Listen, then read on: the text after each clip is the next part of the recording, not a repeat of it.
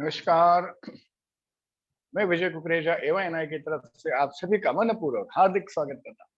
तो जैसे कि हम सभी जान रहे हैं कि आज के दिन की आतुरता से हम सभी इंतजार कर रहे थे, बिकॉज पिछले 15 दिनों से एवाएनआई की तरफ से और हमारे सारे सहयोगियों की तरफ से और हमारे सारे पार्टिसिपेंट मिलकर we were celebrating the International Yoga Day event. And what exactly we were celebrating यानी कि we were learning, we were exploring our knowledge to be more competent, to be more knowledgeable, to be more happy, prosperous and healthy in our life। तो ये सारा एक journey है जो पिछले 15 दिनों से चल रहा है और फाइनली बड़ा उत्साह और बड़ी खुशी और आनंद हो रहा है आज आप सभी के समक्ष आने में कि आज फाइनली वो दिन आ चुका है जिसको हम कह रहे हैं कि 7th इंटरनेशनल योगा डे। और ये जो दिन है खास तौर से एक सुख समृद्धि आरोग्य और विश्व शांति का संदेश है जो हम देना चाहते हैं, बिकॉज हमारे तहे दिल से मन से यही इच्छा है कि हम जितनी भी लोगों के संपर्क में आज तक है हमने देखा है कि हर एक व्यक्ति अपने जीवन में एक आरोग्य की तलाश में है, एक ऐसा जीवन जिसमें उसको कोई समस्याएं ना हो, शारीरिक समस्याएं ना हो, मानसिक समस्याएं ना हो और एक सुख समृद्धि और एक अच्छे जीवन शैली की तलाश में है। पर किसी न किसी तरह से हम अपनी जिम्मेदारियों की वजह से, बाकी अन्य बातों की वजह से बहुत बार ऐसे हो जाता है कि वो आरोग्य हम पा नहीं पाते और वो एग्जैक्टली आरोग्य कैसे मिलता है और आरोग्य की परिभाषा क्या है, ऐसी भी तमाम बातें बहुत बार हम नहीं जानते हैं। तो एग्जैक्टली डेफिनेशन हेल्थ का क्या है और कैसे इसे अपने जीवन में अपनाना है, ये सारी बातें हम चाहते हैं कि हम इस योग से माध्यम से जो हमें मिला है ये हम सबसे शेयर करें और हर एक जन डेवलप करे, अपने जीवन में सारी बातें अनुभव करे। तो मैं फिर से और एक बार आप सभी का बड़े ही उत्साह से और बड़े ही आनंद से आप सभी का हार्दिक स्वागत करता हूं। और आज के सत्र में हम आगे बढ़ते हैं। जैसे कि हम जानते हैं कि हमारे साथ हर साल की तरह इस साल भी जो इवेंट है उसमें ये पूरा योग है।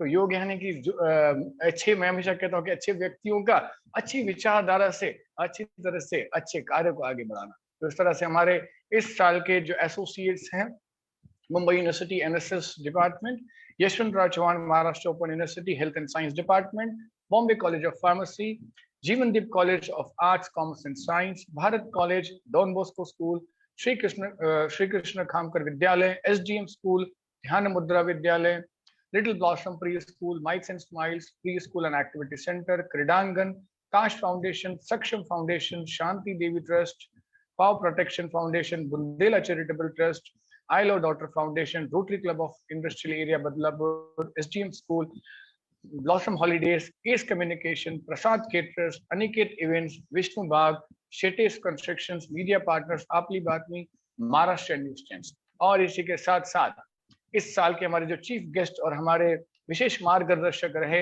वो है श्री विश्वास मंडलिक जी, जो योग विद्या गुरुकुल के संस्थापक हैं। उसी के साथ वो इंडियन योगा एसोसिएशन के महाराष्ट्र के चेयरपर्सन हैं। और उसी के साथ डॉक्टर जितेंद्र आर्य, उनके बारे में आज हम जानने वाले, क्योंकि आज हमारे लिए विशेष मार्गदर्शन के लिए हमारे साथ वो उपस्थित हैं। Doctor Jaideep Nikam, health and science department के वाईसीएमओ के डायरेक्टर हैं। Professor Puranik is also the director of NSS cell, university of Mumbai, and Shri Govinde ji, doctor अवकाश, एंड आज सभी ने हम सुबह प्रात्यक्षिक अभ्यास किया और जिनका नाम हम रोज सुन रहे हैं, हमारे यहाँ के ऑनरेबल एमएलए कृष्ण कथोरे जी। और एक विशेष बात है कि ये पूरे 15 दिन के सत्र में ये जो योगमय होते जा रहा है सारा समय, तो इसमें बहुत सारे लोग हम देख रहे हैं जुड़ते जा रहे हैं और बड़ा आनंद होता है। कुछ इसमें अब हम देख रहे हैं कि धीरे धीरे से हमारे यहाँ के जो बीजेपी का जो एक पूरा एरिया है वो पूरी तरह से हमारे साथ इस पूरे शिविर में जुड़ चुके और हर एक पार्टिसिपेंट उनका भी आज इस योग से जुड़ा है। तो ऐसे तमाम सारी बातें जिससे के माध्यम से हम इस योग को और आगे लेके जा पा रहे हैं। तो अब ज्यादा न समय लेते हुए हम आगे बढ़ते हैं, बिकॉज आज काफी सारे इंपॉर्टेंट गेस्ट है, बहुत सारी इंपॉर्टेंट बातें हैं जो आज हमें समझनी है। तो उसकी एक सुवर्ण शुरुआत हम करने जा रहे हैं। हमारे साथ विशेष उपस्थिति आज जिनकी है डॉक्टर जितेंद्र आर्य। तो डॉक्टर जितेंद्र आर्य जी मैं कह सकता हूं कि एक नेचुरोपैथ हैं विद इंसाइट, यानी कि उनका जो इंसाइट है, उनका जो कह सकते हैं कि योग के साथ जो गहराई है उनकी, वो आप, मुझे लगता है कि बस उनसे थोड़ी देर भी बात करेंगे तो आप जरूर अनुभव करेंगे कि निसर्ग उपचार, नेचुरोपैथी और यौगिक बातों का एसेंस क्या होता है, गहराई क्या होती है। थोड़ी देर ही उनके साथ बातचीत काफी है उस ऑरा और सारी चीजों में उसे एक्सपीरियंस कर सकते हैं। और वो फाउंडर हैं institute of nature care and yogic science के, president and chairman of HNRDI, और काफी सारे बुक्स के वो ऑथर हैं। traveled many parts of world to promote naturopathy and yogic science, all the ancient texts, and national awardee है अनुसंधान परिषद के, एंड गोल्ड मेडलिस्ट हैं ऑल्टरनेटिव मेडिसिन थेरेपी के। इसके अलावा ये तो बहुत ही मुझे लगता है छोटा सा परिचय है उनके लिए, क्योंकि इतना गहरा नॉलेज और इतना एक गहरा अनुभव उनका रहा है कि बहुत बड़ी पहचान है उनकी। और मैं आज विश्वास के साथ कह सकता हूँ हमारे साथ तमाम लोग जो जुड़े हैं वो उनके इंट्रोडक्शन के मोहताज भी नहीं है, क्योंकि उनका नाम ही लगभग काफी, इतने सारे पार्टिसिपेंट उन्हें ऑलरेडी जानते हैं। तो ऐसे खास आज के हमारे जो गेस्ट लेक्चर है, जो हमें इस योग व निसर्ग उपचार के बारे में अपने इस गहरे अनुभव से कुछ मार्गदर्शन करेंगे, तो डॉक्टर जितेंद्र आर्य जी, मैं रिक्वेस्ट करता हूं कि आप हमारे सारे पार्टिसिपेंट को अपने इस नॉलेज से थोड़ा सा ज्ञानवित करें। धन्यवाद। थैंक यू डॉक्टर जितेंद्र आर्य।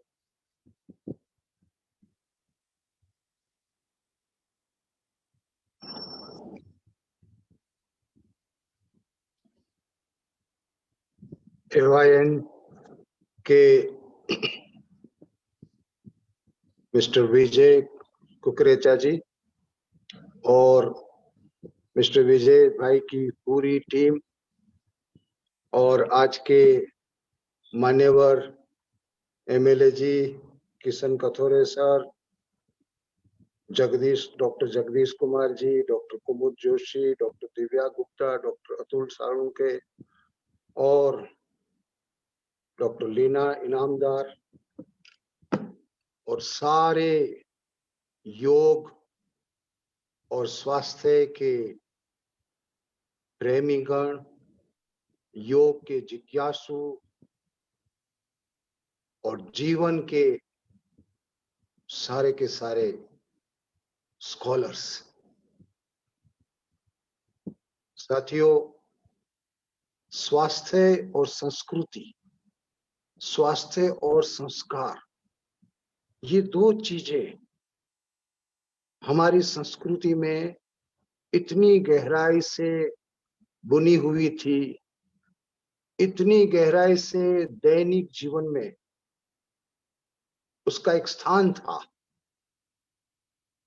और इसलिए आपको आश्चर्य होगा, 5000 साल पहले पतंजलि ऋषि ने अष्टांग योग हमारे सामने रखा, और अभी अभी कुछ 650 साल पहले कबीर जैसे संत ने एक भजन के द्वारा हमें योग की वो चरम सीमा बताई।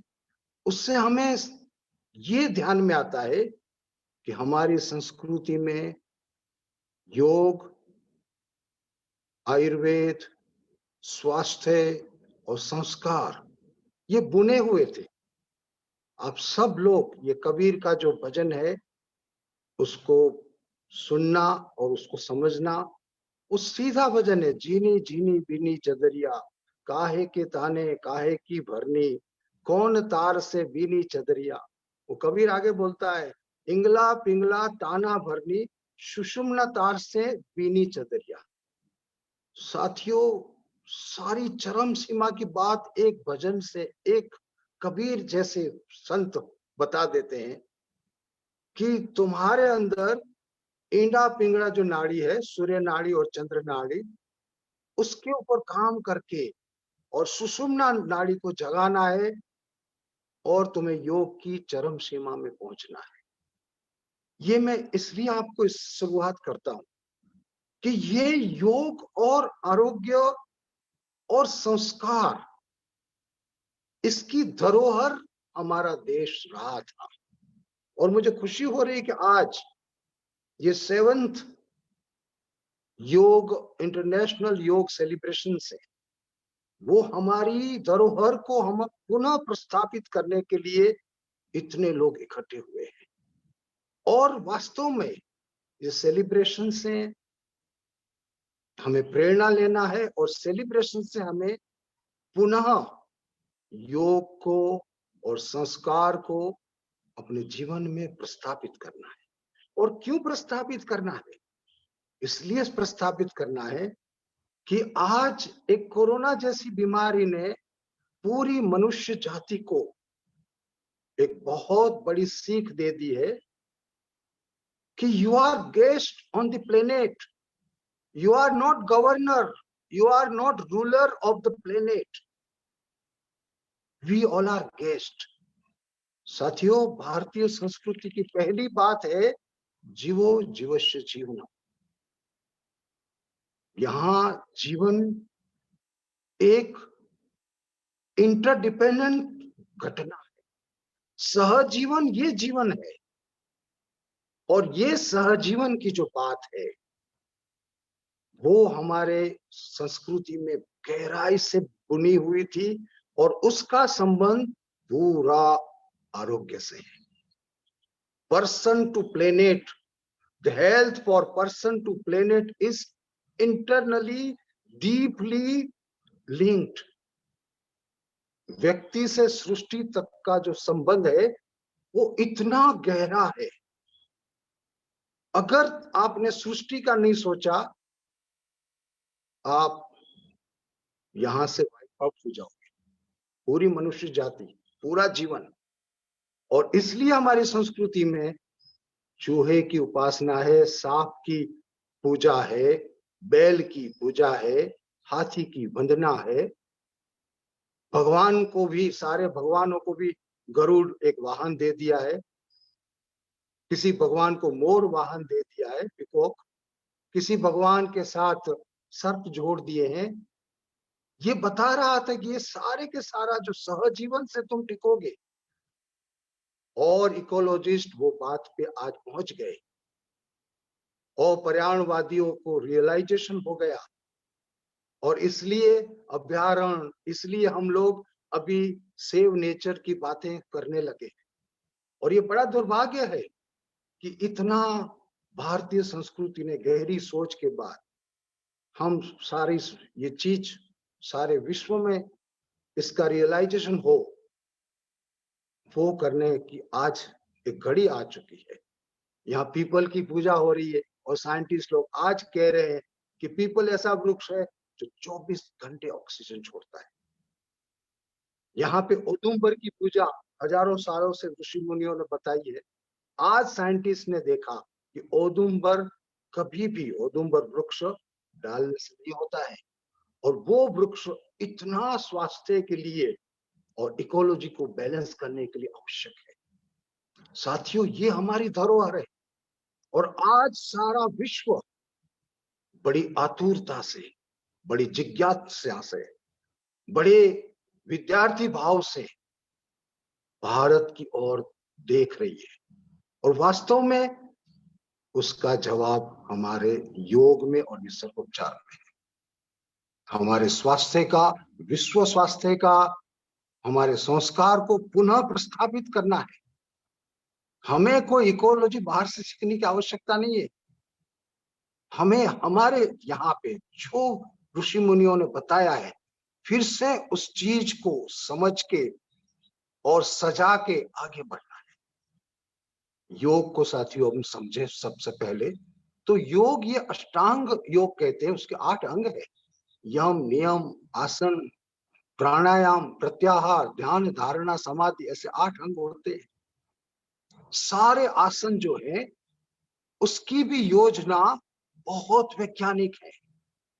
आपका पिकॉक आसन, मयूर आसन, मयूर जो सांप का जहर भी पचा सकता है, ये पूरा रियलाइजेशन के बाद ऋषि मुनियों ने इसके ऊपर रिसर्च करके हमारे सामने मयूर आसन रखा।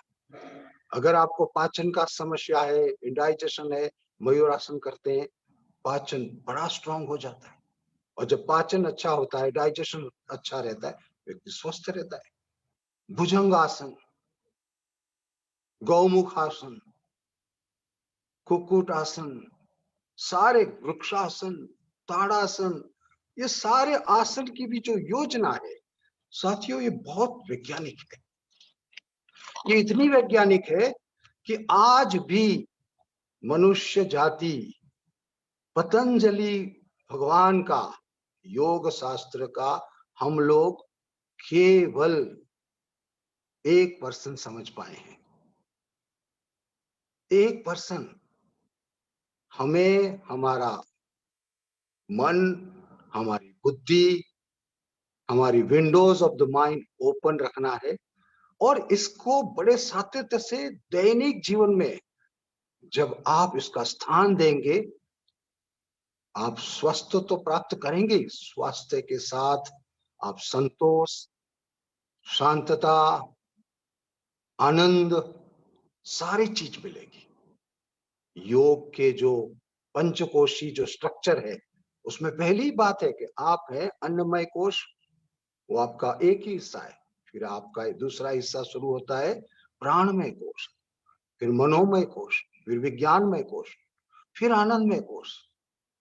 यानी योग से ये सारे के सारे जो कोश है, आपका मन की बुद्धि, उसका इंटेलेक्ट, आपका इमोशंस का बैलेंस, आपका स्पिरिट की शार्पनेस और आपका शरीर का स्वास्थ्य, ये सारी चीजें आप योग से प्राप्त कर सकते हैं।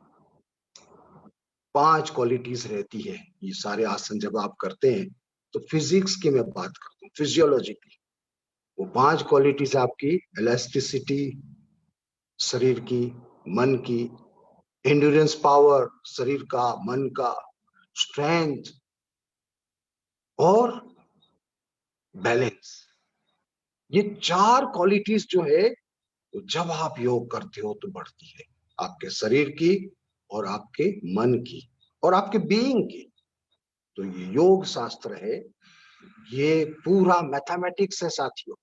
यहाँ कोई कल्पना नहीं है, यहाँ किसी प्रकार की ऑर्थोडॉक्सी नहीं है। ये 1+1 2 जैसे जैसे कैसे आप मैथमेटिक्स समझते हो, पूर्ण वैज्ञानिक है।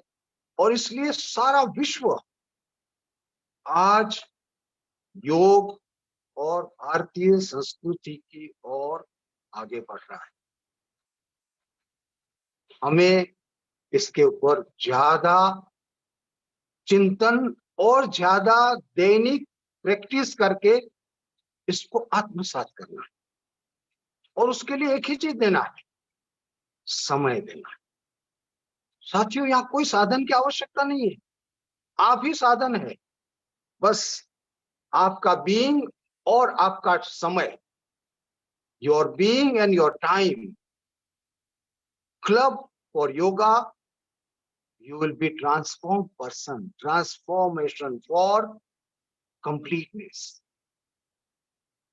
योग वालों अपने संस्कृति में बताया है कि आप पूर्ण है और पूर्ण में से निकालो तो भी पूर्ण। तो ये सारी जो बातें हैं, ये सारे जो बेसिक ट्रुथ है, इसको हमें अनफोल्ड करना है। निसर्ग उपचार की जो बात है, वो भी उसके साथ इतनी गहराई से जुड़ी है। नेचर क्योरिंग की बात है, उसमें बहुत सही कहा है कि your food is your medicine.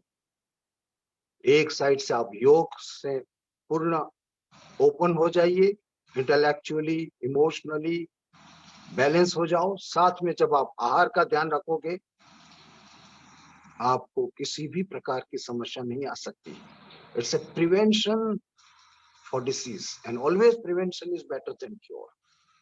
So Hippocrates ने भी 2500 साल पहले कहा था, thy food is thy medicine, thy medicine is thy food. इधर चरक संहिता में बताया कि जो व्यक्ति पथ्य पालता है उसको किसी भी प्रकार की औषध की आवश्यकता नहीं है, और जो पथ्य नहीं पालता है उसको किसी भी प्रकार की औषध काम नहीं करती है।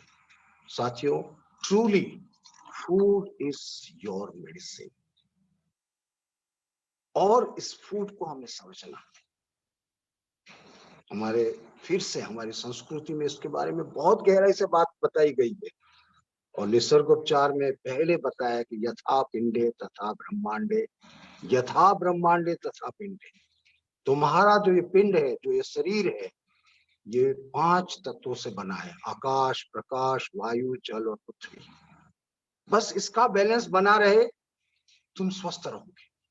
और इसका बैलेंस के लिए तुम्हें पृथ्वी की जहां तक बात है, तुमको आहार का ध्यान रखना है, और आहार का क्या ध्यान रखेंगे? अल्कलाइन फूड खाना है, क्योंकि हमारा ब्लड, हमारा मज्जा, हमारा रक्त, हमारे बोन सारे अल्कलाइन है, उसका स्वभाव alkaline.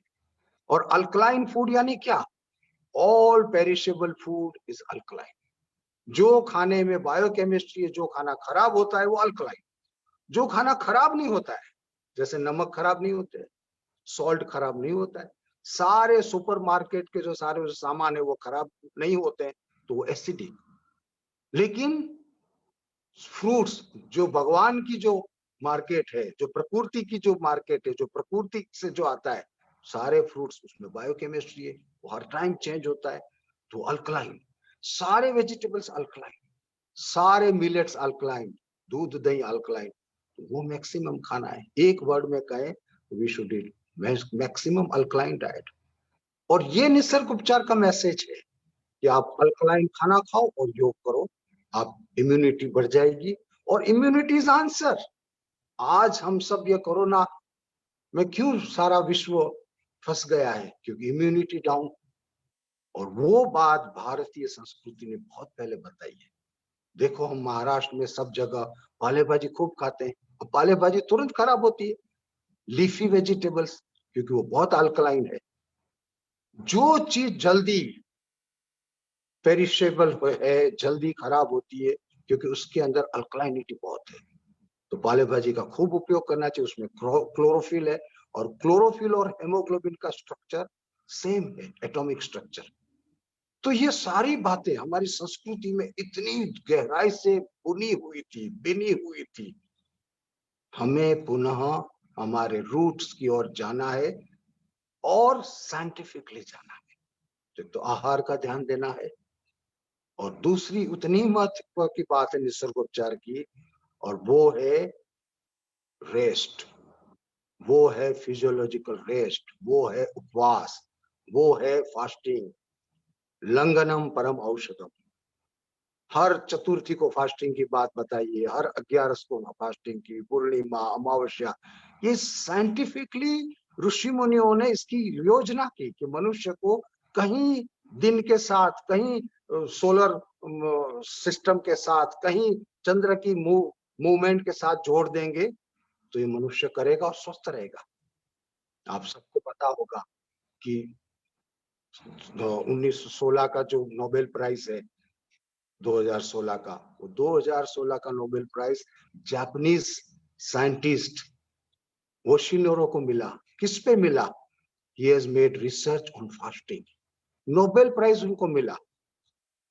And he describe that this fasting research was done in India 5,000 years back, but I am redefining in today's scientific language.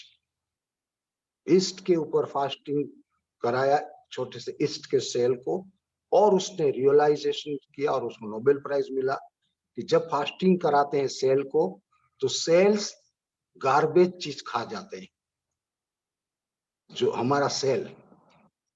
तो उसने पूरा पुरवार किया कि fasting is part of life. हमें फास्टिंग करना चाहिए इंटरमिटेंटली, हमारे शरीर को स्वस्थ रखने के लिए। साथियों, मेरे सामने समुद्र जैसी बातें आ रही है। हम ये सारी बातें करते रहेंगे, सोचते रहेंगे। निसर्गोपचार, योग वास्तव में ओशन है, वो ज्ञान का समुद्र है।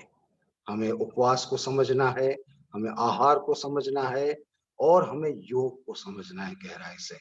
जितना ये समझेंगे और समझ के इसको जीवन में संचित करेंगे, जीवन में उसको फॉलो करेंगे, हम स्वास्थ्य के मामले में, हैप्पीनेस के मामले में, बैलेंस के मामले में पूरे सेल्फ सपोर्टेड हो जाएंगे। हमें मुक्तता की ओर जाना है। वेस्टर्न गुलामी हमें हटाना है, चाहे खाने की हो, चाहे कपड़े की हो, चाहे गुड्स की हो। हमें हमारी देश की जो चीजें हैं, जिसके साथ स्वास्थ्य जुड़ा हुआ है, जिसके साथ एनवायरनमेंट जुड़ा हुआ है, इकोलॉजिकल बैलेंस जुड़ा हुआ है, उसको हमें पुनः हमारे जीवन में प्रस्तावित करना है। साथियों, 10 बज रहे हैं। मुझे बहुत खुशी हो रही है मिस्टर विजय कुकरेजा जी और उनके सारे योग के पूरे के पूरी दल के साथ जुड़ने में, और पूरी की पूरी अपनी योगा की जो स्टूडेंट्स हैं, जो आपके स्कॉलर्स हैं, उन सबको मिलके मुझे खुशी हो रही है।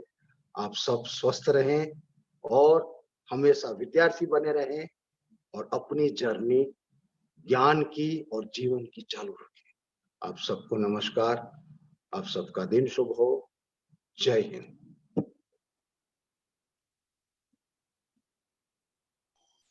Thank you so much sir, आपने बहुत ही अच्छी बातें बताई कि अभी के इसमें ये सारी चीजें बहुत जरूरी है। मैं मिलिंद सर से रिक्वेस्ट करती हूँ कि प्लीज आप अनम्यूट आपने कर लिया। Hello, yes Nikita, am I audible? Hello Nikita, मेरी Yes, sir, आवाज आ रही है? हाँ हाँ आ रही है, आपकी आवाज आ रही है। गुड मॉर्निंग एंड नमस्कार टू एवरीवन। एंड मैं सबसे पहले डॉक्टर जितेंद्र आर्या जी का बहुत बहुत धन्यवाद करता हूं कि उन्होंने बहुत ही एक ऐसे विषय पर सभी को मार्गदर्शन किया है, और उनके मार्गदर्शन की हम सभी लोग काफी देर से इंतजार कर रहे थे, और आज उनके मार्गदर्शन का हमें लाभ मिला है। और अगले हमारे जो स्पीकर हैं वो हैं हमारे AYNI के जो फाउंडर हैं श्री विजय रमेश कुकरेजा जी, जो कि अपनी इस पूरे कार्यक्रम की आज के कंक्लूडिंग सेशन की प्रस्तावना रखेंगे। मैं एक संक्षिप्त में विजय कुकरेजा जी का एक परिचय करा के देता हूँ। श्री विजय कुकरेजा जी एक YCB सर्टिफाइड योगा टीचर है, लेवल 2 गवर्नमेंट ऑफ इंडिया। इन्होंने diploma in naturopathy and yogic science भी किया है। इनको नेचुरोपैथी प्रैक्टिशनरशिप का फॉर लाइफ इसका अवार्ड भी मिला है, और इन्होंने diploma in education yoga education भी किया हुआ है योग विद्या गुरुकुल नासिक से फर्स्ट क्लास में। And he has also been certified as yoga instruction course from S. Vyasa University, Bangalore. And he is the founder of आरोग्य yoga and naturopathy institute. And काफी सारे सालों से बदलापुर और पूरे इस परिसर में ये फिजिकली योगा के पूरे प्रैक्टिसेस लेते हैं, योगा के क्लासेस लेते हैं, योगा की एजुकेशन देते हैं, और काफी सारे स्टूडेंट्स ने इनके पास आके योगा का एजुकेशन लिया है, और काफी सारे लोग अभी इसमें से डिप्लोमा भी करके और अलग अलग कोर्सेज करके टीचर भी बने हैं, और अनेक लोगों ने इनमें से अपनी खुद की क्लासेस भी स्टार्ट की है। तो without taking much time I will request mister Vijay Kukreja ji कि वो अपनी प्रस्तावना रखे। श्री विजय कुकरेजा जी। बहुत बहुत धन्यवाद Milind sir. Nikita ji, are you ready with the presentation? Yes या म्यूट कर देंगे बाकी को। सो बहुत बहुत हार्दिक स्वागत है आप सभी का। And Milind ji, thank you very much for a wonderful introduction. So आज महत्वपूर्ण योग है, तो आज हम हमारी बातें और बाकी बातें न करते हुए योग का ही हमें कहते हैं ना कि जो टॉपिक है that is yoga, that is important. तो हम क्या करते हैं कि जैसे कि आज मैं आपके समक्ष यहाँ पे आने का और एक रीजन ये है कि मैं जैसे जैसे प्रोग्राम आगे जा रहा है, सुबह से हम देख रहे हैं और आप सब जुड़ते जा रहे हैं, तो मुझे मतलब कहते हैं ना कि विचारों को ऐसा हो जाता है कि वो बहुत पीछे जा रहे हैं जब ये हमारी जर्नी शुरू हुई थी।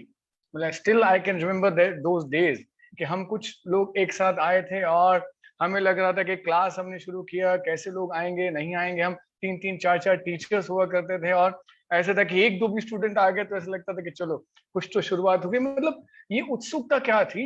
ये जो उत्सुकता ये थी कि हम जैसे जैसे योग सीखते आगे जा रहे थे, तो मन में अपने आप ऐसे लग रहा था कि ये नॉलेज यहाँ रख कर नहीं कुछ होगा, ये बांटना है, ये शेयर करना है। वो मन से कितनी आतुरता थी कि अब उसका माध्यम तो क्लास ही था कि क्लास शुरू हो ताकि हम लोगों तक जा पाए और ये सारी बातें बता पाए। और इसी दौरान काफी समय बीतता गया, हम इस तरह से आगे आते गए। और अगर मैं थोड़ा सा खुद का भी परिचय आपको देना चाहूँ तो बहुत ये है कि बहुत बचपन से, शुरुआत से, मैं ये पूरा क्रेडिट हमेशा हमारे पिताश्री है रमेश जी, उनको देता हूँ, क्योंकि बचपन से ही उन्होंने हमें यही बताया कि जीवन में सफलता जो है वो मुख्य रूप से ये है कि आपके सारा एक एथिकल लाइफ, एक अच्छी संस्कार और आप एक अच्छी जीवन शैली की ओर बढ़े। तो उनका हमेशा कहना था कि बस आप उन चीजों को ना छोड़े, बाकी कोई छूट जाता है तो कोई प्रॉब्लम नहीं है, और ऐसे कार्य से जुड़े रहे जिसमें सिर्फ आपका नहीं, आपके अलावा औरों का भी भला। तो आई होप कि हम कोशिश कर रहे हैं कि उसी तरह से आगे बढ़े और उनका हमसे समाधान हो। तो ऐसी सारी हमारी ये जर्नी शुरू होते होते बहुत सारे, फिर भी बीच में एक ऐसा समय था, आई वाज थोड़ा सा मैं आपको मेरा ब्रीफ इंट्रोडक्शन देता हूँ कि I was a very workaholic man and I was running a private limited firm since many years back. और क्यों मुझे ऐसे लगा कि योग से जुड़ना चाहिए, तो ज्यादा समय नहीं लूंगा, बट ये एक आज कह सकता हूँ कि मेरे मन में आया कि ऐसी कुछ बातें हम शेयर करें।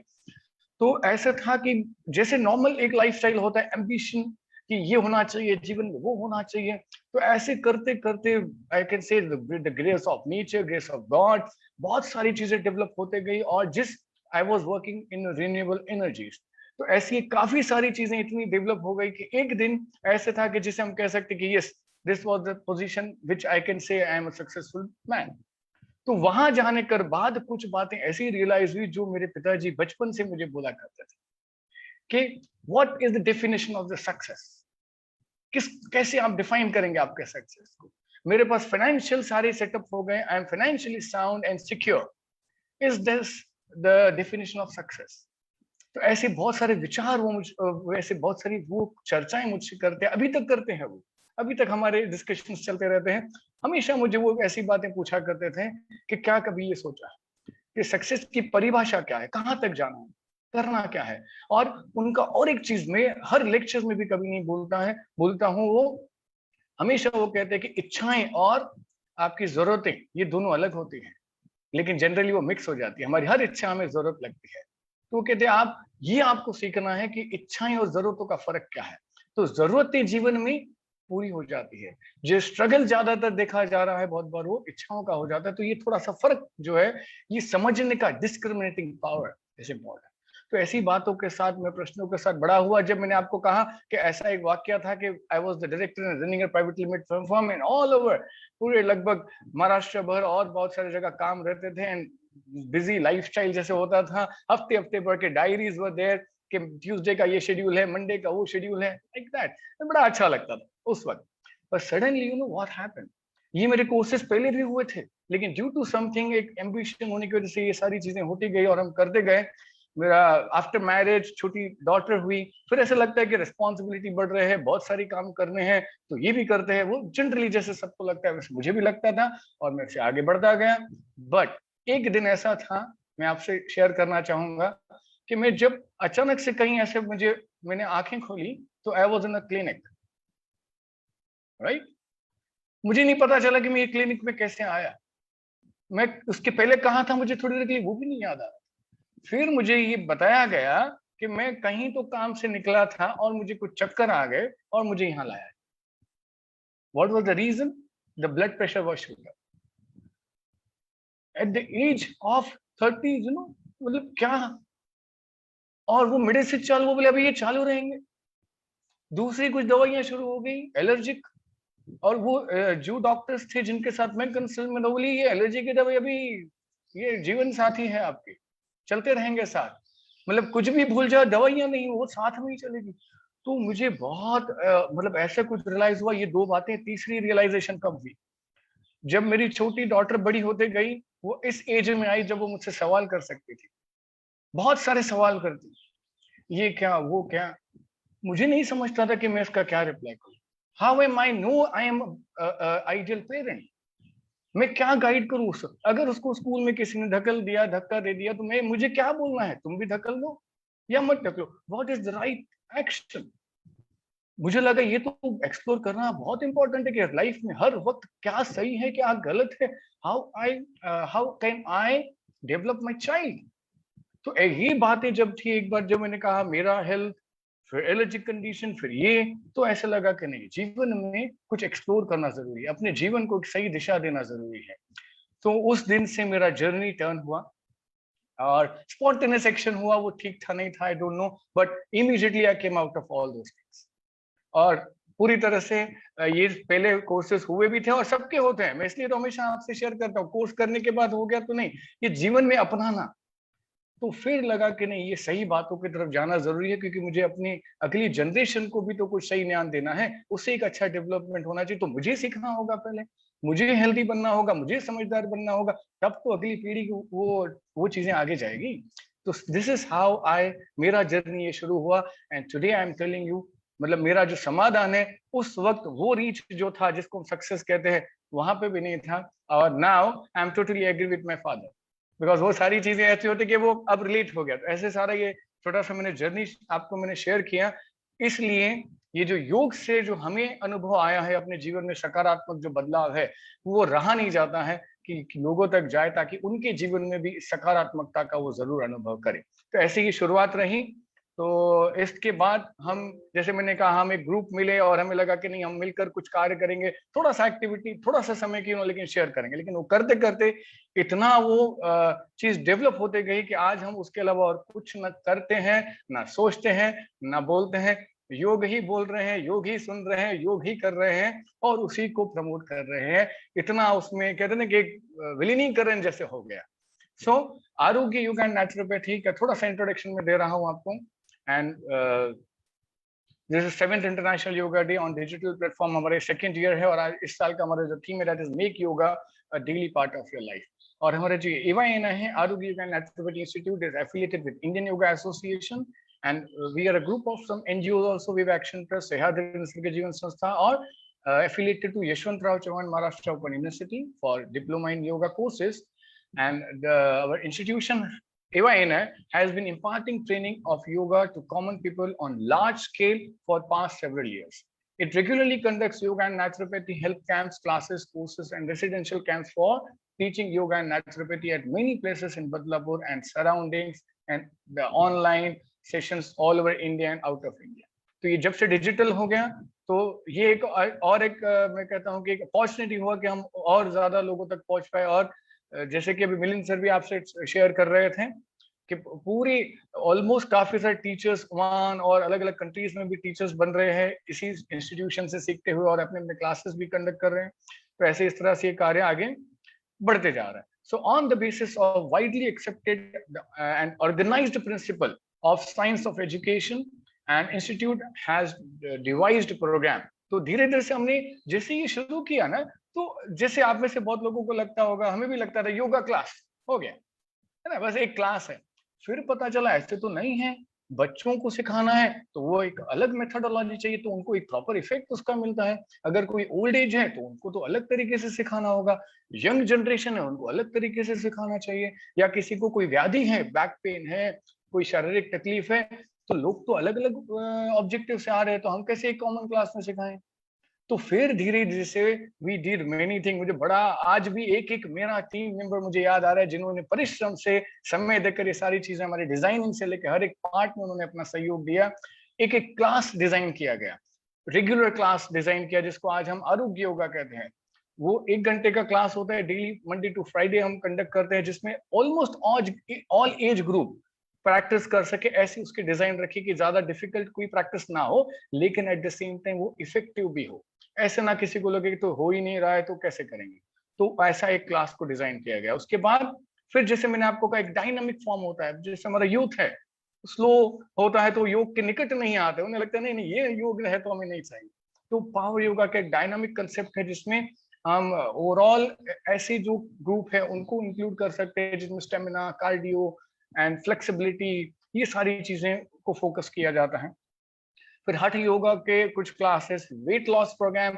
अब क्या था, हमें ये चाहिए था कि योग के निकट आए, तो अगर किसी को वेट लॉस करना है तो कैसे वेट लॉस किया जा सकता है। पिछले लॉकडाउन में समय मिला तो मेरा एक बुक पब्लिश है, आप चेक कर सकते हैं, उसपे काफी सारी बातें हमने, लूज वेट नॉट होप ऐसे उस बुक का नाम है। तो काफी सारे बुक्स पब्लिश हो गए पिछले साल, जैसे कि वो नॉलेज हमें लगा कि वो हम तक रह न जाए, हम नहीं भी है तो वो नॉलेज लोगों तक जाता रहे, इसलिए वो बुक्स भी ऑथर यानी कि पब्लिश हुए।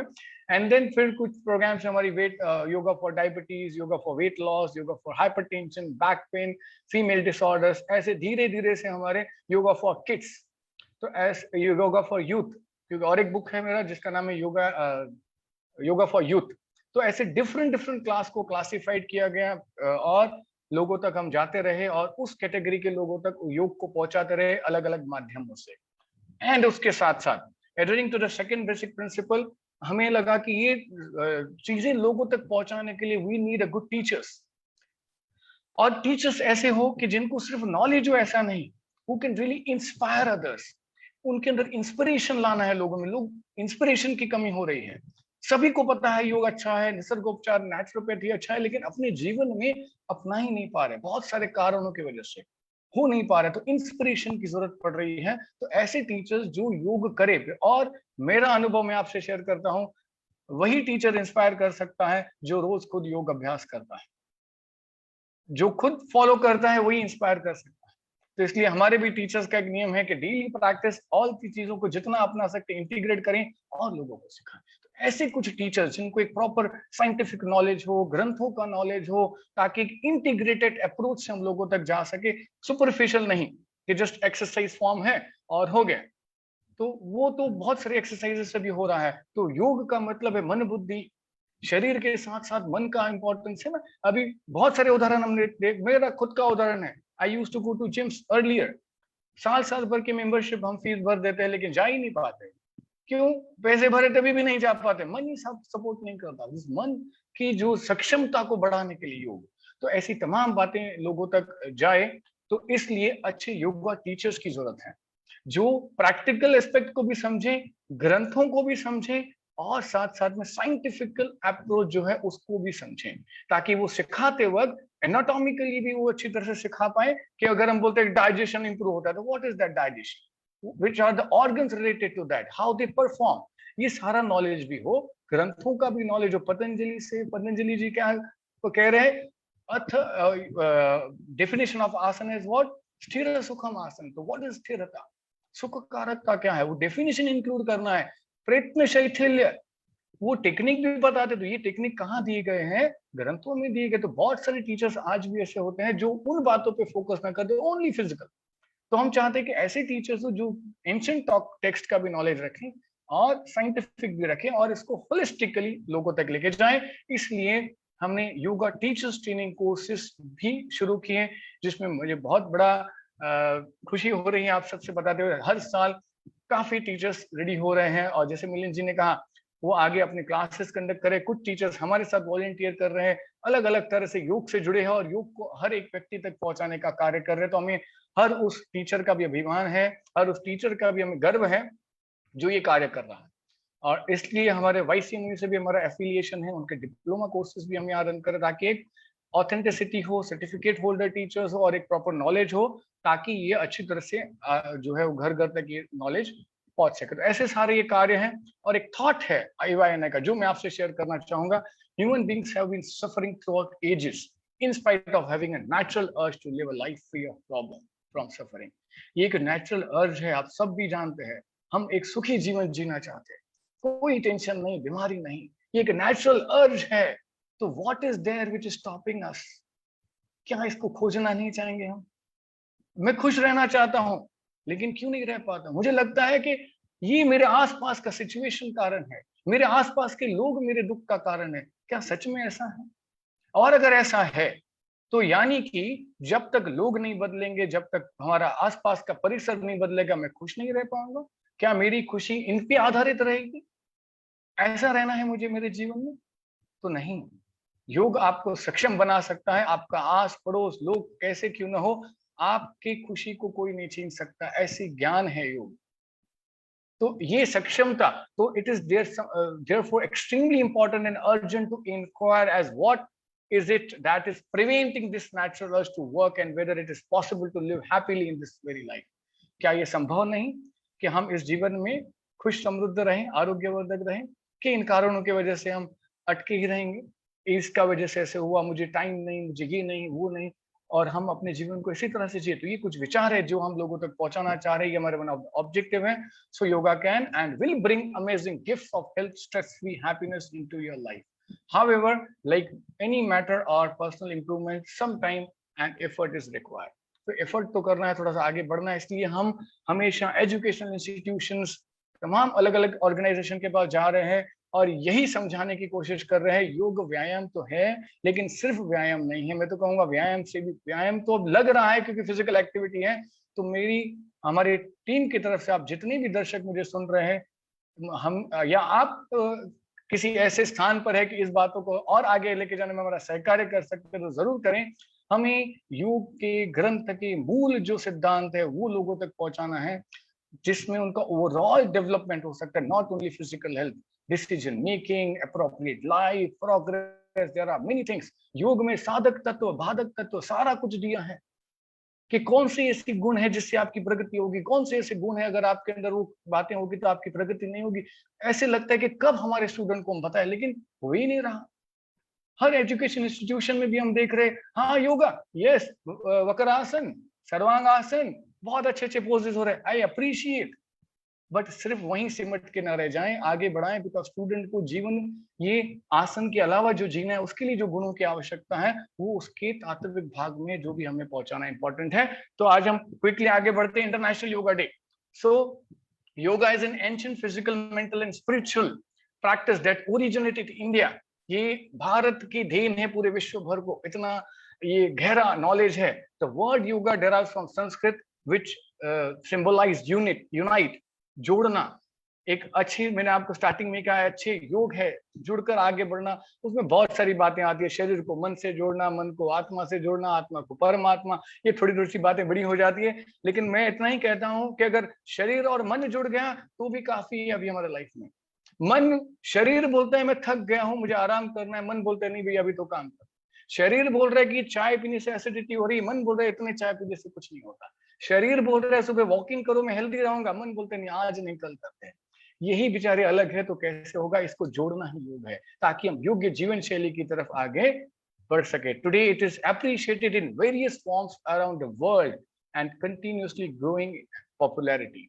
सो रिकॉग्नाइजिंग इट्स यूनिवर्सल अपील, जो 11 दिसंबर 2014 यूनाइटेड नेशंस में ये प्रस्ताव रखा गया और पारित किया गया कि international Yoga day will be celebrating all over. So yoga is an invaluable gift from our ancient tradition. Yoga embodies unity of mind, body, thoughts, action. A holistic approach is valuable to our health and well-being. So yoga is not just an exercise, मैं आपसे कहते आ रहा हूँ, it is a way of discovering the sense of oneness within yourself, the world and the nature. तो ऐसी तमाम बातें हैं जो पहुंचे, और ये जो योग दिन है उसका वही महत्व है कि बस ये एक दिन ऐसा आता है जब हम एक साथ आते हैं और इन बातों को और आगे बढ़ाएं, और ताकि हम इसको अपनाएं और अपने जीवन में उसकी उन्नति हो। तो ये कुछ थोड़े से फोटोज हम आपसे शेयर कर रहे हैं, आप स्क्रीन पे देख सकते हैं। बड़ा आनंद होता है ये सारी देखते हुए बातों को। तो जब पहला साल था, जब ये शुरुआत हुई, तो मुझे आज भी याद है कि हम, जून है, हमारे यहाँ पे बड़ी बारिश होती है, ज्यादातर जगहों पे जून में बारिश होती है, तो समस्या ये हो गई थी कि कैसे करें। तो आप देख सकते हैं हम अलग अलग जगहों पे, रेलवे स्टेशन, कहीं कहीं पे पूरे रैलीज, पुलिस स्टेशन, हर जगह पे जहां जहां हुआ, स्कूल्स, कॉलेजेस, बड़ी तादाद में हमने सोचा कि लोगों तक योग पहुंचना चाहिए। तो पहला साल तो हम बारिश में भीगते भीगते हमने रैलीज किए, हर जगह जाते, वो रोड शोज होते हैं, आसन कर रहे थे, लोगों को बता रहे थे फायदे। लोग हमें देख रहे थे ये क्या हो रहा है इनको, ये इतना भीग रहे हैं और माइक पे बातें कर रहे हैं और आसन दिखा रहे। We want to create awareness. पहला साल था, कितने लोगों को तो पता ही नहीं था कि ये क्या है अंतरराष्ट्रीय योग दिवस, क्योंकि जो जुड़े थे योग से उन्हें पता था, बाकी को नहीं पता था। तो ऐसे फिर हर साल हम, एक भी साल हमने इसको नहीं छूटने दिया। जितने साल आए हर साल हमने कोशिश की कि ज्यादा से ज्यादा इंस्टीट्यूशंस जुड़ें, ज्यादा से ज्यादा लोगों तक हम जाएं और इस पूरे योग दिवस को बड़े ही उत्साह से लोगों के सामने जाएं, ताकि ये एक दिन उनके अंदर इतनी ऊर्जा भर दे कि साल भर वो योग से ना छूटें, साल भर उत्साह से ना छूटें, आरोग्य से ना छूटें, सुख समृद्धि और प्रगति से ना छूटें। इतना इस उद्देश्य से इसकी शिविर की शुरुआत हुई, और पिछले साल से ये डिजिटल प्लेटफॉर्म पे हमने करना आरंभ किया due to this corona pandemic. और मैं आपको बता सकता हूँ कि जब हम फिजिकली भी ये करते थे तो शुरुआत हुई थी मात्र 200-300 लोगों से, जब हम रैलीज कर रहे थे, और धीरे धीरे से वो हजारों की तादाद में ऑफलाइन, तो मुझे आज भी याद है जब हम काउंट भी कर रहे थे लगभग 3-4 हजार तक, और जगह नहीं होती थी तो हमें अलग अलग जगहों पे करना पड़ता था, 10-10 जगहों पे अलग अलग टाइम पे। सुबह शुरू होते थे हम 1 घंटे का यहाँ सेशन, फिर वहां सेशन, फिर और शाम को जब हमारी टीम मिलते थे, मैं आपको क्या बताऊं, थकान तो जैसे पता ही नहीं थी किसी को। एक उत्साह, दिन भर एक्टिविटी की, और शाम को जो समाधान होता था हमारे पूरे टीम मेंबर्स का एक दूसरे के चेहरे पे, कभी नहीं भूल सकते कि चलो फाइनली हजारों लोगों तक योग आज पहुंच गए। तो इस तरह हैं। पिछले साल पेंडेमिक था, तो हमारे मन में प्रश्न उत्पन्न हुआ कि क्या करें। हमारी तो विचलितता हो रही थी कि अरे कैसे इस साल तो ये जाने चांस नहीं जाने देना है, लोगों तक पहुंचना है। तो और तब तो एकदम स्ट्रिक्ट लॉकडाउन था, तो हमारे पास इक्विपमेंट नहीं थे, साधन नहीं थे। तो जो साधन थे हमने सोचा हम तो करेंगे, और उससे शुरुआत की। और हमारे सारे एसोसिएट्स, हमारे यहाँ के अंदर जी हो या जो भी सब जन जो स्कूल्स कॉलेजेस जुड़े, उन सब का मैं शुक्रगुजार हूँ कि इतनी अच्छी तरह से उस वक्त भी उन्होंने हमें सपोर्ट किया। उस वक्त भी उन्होंने एक हमारे साथ विश्वास कायम रखा कि we will do the best. और लगभग मुझे बताते हुए खुशी हो रही है कि ऑनलाइन के माध्यम से करीब 25,000 लोग पिछले साल जुड़े थे, जिन्होंने इस योग का में एक साथ हुए। और उनके 25,000 लोगों के जो 25,000 लोग थे लगभग, उन्होंने अब कितने लोगों से बात की होगी, तो ये भी हम समझ सकते हैं। तो ऐसे हमारा पिछला साल रहा, और इस साल, और हर साल हम अलग अलग थीम पे काम करते हैं। तो इस साल ऑब्वियसली ये पेंडेमिक चल रहा है, कोरोना चल रहा है, तो इसको चलते हुए हमने सोचा कि इस बात को ध्यान में रखते हुए हमें देखना है। तो उसमें हमने ऑब्जर्व किया, एंग्जाइटीज बढ़ रहे हैं, स्ट्रेस बढ़ रहे हैं, लोग घरों से बाहर नहीं जा रहे तो घर पर है। तो ये सारी चीजों को देखते हुए हाउ योगा कैन हेल्प, ये हमने देखा। और आयुष मिनिस्ट्री की तरफ से जो एक प्रोटोकॉल पारित किया गया कि जो प्रैक्टिसेस कोरोना संबंधित उपयुक्त है, उनको ही हमने हमारे फिर पूरा एक 5 तारीख से शिविर की शुरुआत हुई। और इनॉग्रेशन के बाद 6 तारीख से हमारे 4 क्लासेस शुरू हुए, सुबह 2 और शाम को 2 प्रैक्टिकल। और रोज बड़े ही उत्साह से हमने देखा कि बड़ी ही तादाद में लोग जुड़ते गए और इन प्रैक्टिसेस को सीखते गए, जिसमें हमने काफी सारे लूजनिंग प्रैक्टिस, योगासन, जिसमें कुछ आसन डाइजेशन, और ये प्रोटोकॉल जो था रिलैक्सेशन टेक्निक, मेडिटेशन, प्राणायाम, ये सारी चीजों को लोगों ने इसका लाभ लिया, प्रैक्टिकल क्लासेस। और एक हमारा सुंदर सा एक लेक्चर सीरीज का आयोजन किया हमने, जो मुझे लगता है कि काफी लोगों को इफेक्टिव रहा होगा। रोज सुबह एवरी लाइफ 9 बजे लेक्चर हुआ करता था।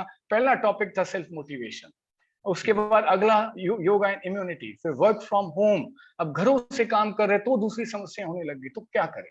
उस पे हमने सोचा कि एक कार्यक्रम हो ताकि लोग अपने घरों से भी बेहतर आरोग्य संभालते हुए कार्य कर सके। तो उसके बाद हमारा जो लेक्चर था that was nutrition to maintain health, nutrition diet के संबंध में जानकारी। फिर रेस्ट एंड इम्यूनिटी का क्या है, विश्रांति भी इंपॉर्टेंट है, तो उसको भी लोगों तक हमने समझाने की कोशिश की कि एक्सरसाइज के साथ साथ विश्रांति भी आवश्यक है। स्ट्रेस मैनेजमेंट कैसे किया जाए, पोस्ट कोविड जिनको कोविड हो चुका है उन्होंने क्या करना है, तो उसमें हमारे साथ कुछ आयुर्वेदा के भी तज्ञ जुड़े, एक्सपर्ट जुड़े, उन्होंने मार्गदर्शन किया। योगिक पॉइंट से कैसे करना है ये भी हमने देखा। और ऑक्सीजन की बड़ी समस्या हमने देखी, तो ये भी हमने टॉपिक रखा कि कैसे ऑक्सीजन क्यों कम हो जाता है और कैसे हम उसको मेंटेन कर सकते हैं अपने आप से, वो हमने टॉपिक था। फिर एनीमिया और एक टॉपिक था, हेमोग्लोबिन कम हो जाता है, उस वजह से भी ऑक्सीजन में दिक्कत आती है कैरी करने में, और हेल्थ पे अलग अलग इश्यूज होते हैं, तो वो एक टॉपिक इंक्लूडेड था। फिर किड्स आर अवर फ्यूचर, बच्चे हमारे भविष्य है, तो उनको उनके मार्गदर्शन के लिए एक लेक्चर रखा गया। फिर नेचुरोपैथी, अभी हमारे साथ डॉक्टर जितेंद्र आर्य जी बात कर रहे थे कि नेचुरोपैथी क्या है, कि बिना दवाइयों के कैसे हम इस जीवन को और अच्छी तरह से जी सकते, ये एक लेक्चर था। एंशिएंट विजडम जो ग्रंथों में है, वो कुछ गहरे विचार लोगों के सामने। फिर एज रिवर्सिंग, ऑब्स्टेकल्स, कौन से अड़थड़े हमारे जीवन में आते हैं और कैसे योग के माध्यम से उन अड़थड़ों के पार करते हुए हम सक्सेस की तरफ जा सकते हैं। ऐसे सारे बातें इस पूरे शिविर में हुई, और मुझे बड़ा अच्छा लग रहा है कि बहुत अच्छी तरह से सबने पार्टिसिपेट किया। और आज का दिन जो है ये भी बहुत ही कह सकते हैं कि अनफॉरगेटेबल है, one of the memorable day है कि आज हम जुड़े हैं, आज हम इसका समारोह करने जा रहे हैं। तो बस मैं यही कहूंगा, हमारे AYNI का आरोग्य योगा नेचुरोपैथी इंस्टीट्यूट का जो ध्येय है, spreading the right knowledge of yoga. Yoga is not only exercise, yoga is developing good values, quality of life, gaining good health, to develop discriminating mind. सही गलत का फैसला हम अपने जीवन में और योग्यता से करें. Enable student to have good health, practice mental hygiene, moral values. So practicing and spreading the knowledge of yoga selflessly, learning and spreading purity of body and mind. हम भी सीख रहे हैं, सीखते रहेंगे और इसी तरह से जर्नी को कम आगे बढ़ाएंगे. So enhancing purity, compassion and goodness within self and others. तो ये हमारे पूरे कार्यक्रम और AYNI का संक्षिप्त थोड़ा सा मैंने आपसे शेयर किया. तो थैंक यू वेरी मच इस कार्यक्रम से जुड़ने के लिए. तो वो चाहिए मिलिंद जी, तो मुझे लगता है कि मिलिंद जी, निकिता जी, thank you for giving me opportunity to share few important things with you all. Thank you. Thank you sir. Thank you. तो हमारे एक मिनट, हाँ, एक ही मिनट। तो मैं, अगर आप कुछ कह रहे तो कहिए, फिर मैं मिलिंद जी का। Yes, hello, am I audible? Nikita, मेरी आवाज आ रही है? Yes yes. ओके, जी विजय जी, आप कुछ कह रहे थे या मैं? हाँ हाँ, मैं पहले आपका परिचय देना चाहता हूँ और फिर आप आगे बढ़े। तो हमारे साथ जो आज के हमारे होस्ट है और हमारे बहुत ही अच्छे मित्र और सहयोगी हैं, हमेशा मैं कहता हूँ कि वो तत्पर होते हैं इन सारे एक्टिविटीज के लिए, और आज की काफी सारी जिम्मेदारियां उन पर है, जिनका नाम है मिलिंद विजय धारवड़कर। और मिलिंद धारवड़कर जी जो है वो बेसिकली प्लास्टिक इंजीनियरिंग और business management, diploma in software development and diploma in optical designing and diploma in journalism उन्होंने किया है। और इन सारी चीजों के बाद 21 साल की उम्र में ही उन्होंने अपना व्यवसाय शुरू किया और लगभग 24 वर्षों से, यानी कि 24 काफी वर्षों से मैं देख रहा हूँ कि वो टेलीकॉम इंडस्ट्री में है, टूरिज्म में है और एक सफल बिजनेसमैन है, और सोशल एक्टिविटीज में भी वो काफी एक्टिव है। और लगभग मैंने आपको कहा कि वो काफी तत्पर रहते थे। अपना व्यवसाय करते करते उन्होंने 2005 में जन्मदा आई मेडिकल फाउंडेशन नाम एक एनजीओ का भी स्थापना उन्होंने किया। पिछले 16 सालों से जन्मदा आई मेडिकल फाउंडेशन के माध्यम से WHO के vision to 2020 the right to sight eradication of avoidable blindness, इस प्रोजेक्ट पर भी वो काम कर रहे हैं, जिसके अंतर्गत उनकी टीम स्कूल में जाकर बच्चों को आंखों की यानी कि जांच करना, उनके रिलेटेड बातों को बताना, ये सारी एक्टिविटीज में वो काफी समय से जुड़े हैं और काफी सारे अलग भी एक्टिविटीज वो करते रहे। तो ज्यादा समय न लेते हुए मैं मिलिंद जी से कहता हूँ कि आगे का कार्यक्रम शुरू करें। Thank you very much. Thank you Vijay ji, actually I am very humbled. आपने बहुत ही इतना एक बहुत जनरस एंड काइंड इंट्रोडक्शन दिया है, so I thank you very much. And मुझे सही में बहुत खुशी होती है कि आप जैसे लोगों से और ये AYNI के साथ मैं जुड़ा हुआ हूँ और मैं कुछ उसके लिए कंट्रीब्यूट कर रहा हूँ। तो ज्यादा समय न लेते हुए विजय जी, आपने बहुत ही अच्छी तरह से आपकी ये जो प्रस्तावना रखी उसमें आपने बहुत ही एक अच्छा, उसका पूरा मैं एक अगर सार निकालूं तो योग ही कर रहे हैं और योग ही सोच रहे हैं। तो पिछले 7 साल से तो मैं देख रहा हूँ कि आपको जब भी मैं देखता हूँ और AYNI के जितने भी हमारे सहयोगी हैं, सहकारी हैं, सबको देखता हूँ तो सभी के माइंड में हमेशा योग ही होता है, और सोचने में, बात करने में भी योग होता है, कृति में भी योग होता है, सभी चीजों में योग होता है। तो दोस्तों, आज के हमारे जो अगले स्पीकर हैं, ज्यादा समय नहीं लेते हुए मैं उनका एक परिचय करा के देता हूँ। हमारी अगली जो स्पीकर हैं वो है doctor Divya Gupta ji. She is MD from MD gynaecology and she is basically from Indore, and पूरे देश भर में उनका काम चलता है। ज्वाला नाम की एक सोशल ऑर्गेनाइजेशन भी उन्होंने many social initiatives across the country, and also associated with the center for infertility in greater Kailash. Is also one of the best professionals on gynecology from university. He is currently in Delhi and he is connected with us from Delhi. Without taking much time, I would request Divya Didi to start her speech. Divya Didi. दीदी आप unmute है। हाँ, मेरा सभी को बहुत बहुत प्रणाम। अंतर्राष्ट्रीय योग दिवस की सभी को अनेक अनेक शुभकामनाएं। इस बात का गर्व है कि जिस योग से हम सब लोग जुड़े हुए हैं, उस योग को हमारे माननीय प्रधानमंत्री जी ने पूरे विश्व भर में एक स्थापित कर दिया है, और 21 जून अब जो है पूरा विश्व योग दिवस के रूप में मनाता है। ये हमारे लिए बहुत गर्व का विषय है। जिस चीज को लेकर हम, एक भावना को लेकर हमारे अंदर एक ये चल रहा था कि स्वर्णिम भारत है, वह स्वर्णिम भारत की पताका फिर से विश्व भर में फैले, इस बात का हम सब के मन में एक भावना रहेगी। और मैं चाहूंगी कि हम सब मिलकर उसके लिए प्रार्थना करें कि फिर से वही भारत, स्वर्णिम भारत हम सब देखें कि विश्व पटल पर अग्रणी रहे, अग्रसर रहे। इस बात का हम सबको बहुत गर्व है और हम इस बात को लेकर आगे चले। तो मिलिंद, आपका बहुत बहुत धन्यवाद। इस बहुत महत्वपूर्ण दिवस पर आपने मुझे बहुत सारे लोगों से जोड़ने का मौका दिया है। मेरा विषय है महिलाओं के साथ योग के हम किस तरह से जोड़ सकते हैं। तो ये विषय मेरा बहुत प्रिय विषय इसलिए है क्योंकि मैं गर्भ संस्कार पर बहुत काम करती हूँ। मेरा ये मानना है कि हमारी सोसाइटी तब तक अच्छी नहीं बनेगी जब तक हम गर्भावस्था में जो गर्भस्थ शिशु है उस पर यदि हम काम नहीं करेंगे तो एक सुदृढ़ समाज हम नहीं स्थापित कर पाएंगे। My firm belief is that the schooling does not start when the child goes to the school. The schooling starts when the child is in the womb. And I have named it fetal schooling. So fetal school मतलब बच्चा जब गर्भस्थ हो तब उसके संस्कार, तब उसकी शिक्षा, सब कुछ अगर दी जाए अच्छी, तो साथ के साथ वो एक अच्छे बच्चे का जन्म होता है और वो एक सुदृढ़ समाज की नींव होता है। तो इसमें बहुत सारी चीजों के अलावा योग का एक बहुत महत्वपूर्ण योगदान होता है। माँ यदि स्वस्थ है तो स्वस्थ बच्चे को जन्म देगी, और स्वस्थ का मतलब सिर्फ शारीरिक स्वास्थ्य नहीं होता है, मानसिक स्वास्थ्य एक बहुत बड़ा इंपॉर्टेंट रोल प्ले करता है एक शिशु के विकास के लिए। और उस समय योग सबसे अच्छा साधन होता है कि माँ की जितनी एंजाइटी होती है वो सारी एंजाइटी को एक बेसल लेवल पर लेकर आना। तो जब हम ये वर्कशॉप्स करते हैं तब हम उन वर्कशॉप्स में योग का एक अलग इम्पोर्टेंट सेशन लेते हैं जिसमें हम उन्हें मेडिटेशन के अलावा बहुत सिंपल साधन, जिसमें सबसे सिंपल जो करने वाला चीज होती है वो है प्राणायाम। प्राणायाम से दो लाभ मिलते हैं। एक तो ये कि जब हम प्राणायाम करते हैं तो बहुत सारी ऑक्सीजन अंदर जाती है, उस ऑक्सीजन को लेने के कारण आपका हीमोग्लोबिन लेवल मेंटेन रहता है। वो ऑक्सीजन आपकी हर तरह की हर कोने की धमनियां तक पहुंचाता है, तो गर्भस्थ शिशु को भी बहुत अच्छा ऑक्सीजन सप्लाई होता है, इसलिए उसका शारीरिक विकास भी बहुत अच्छा होता है।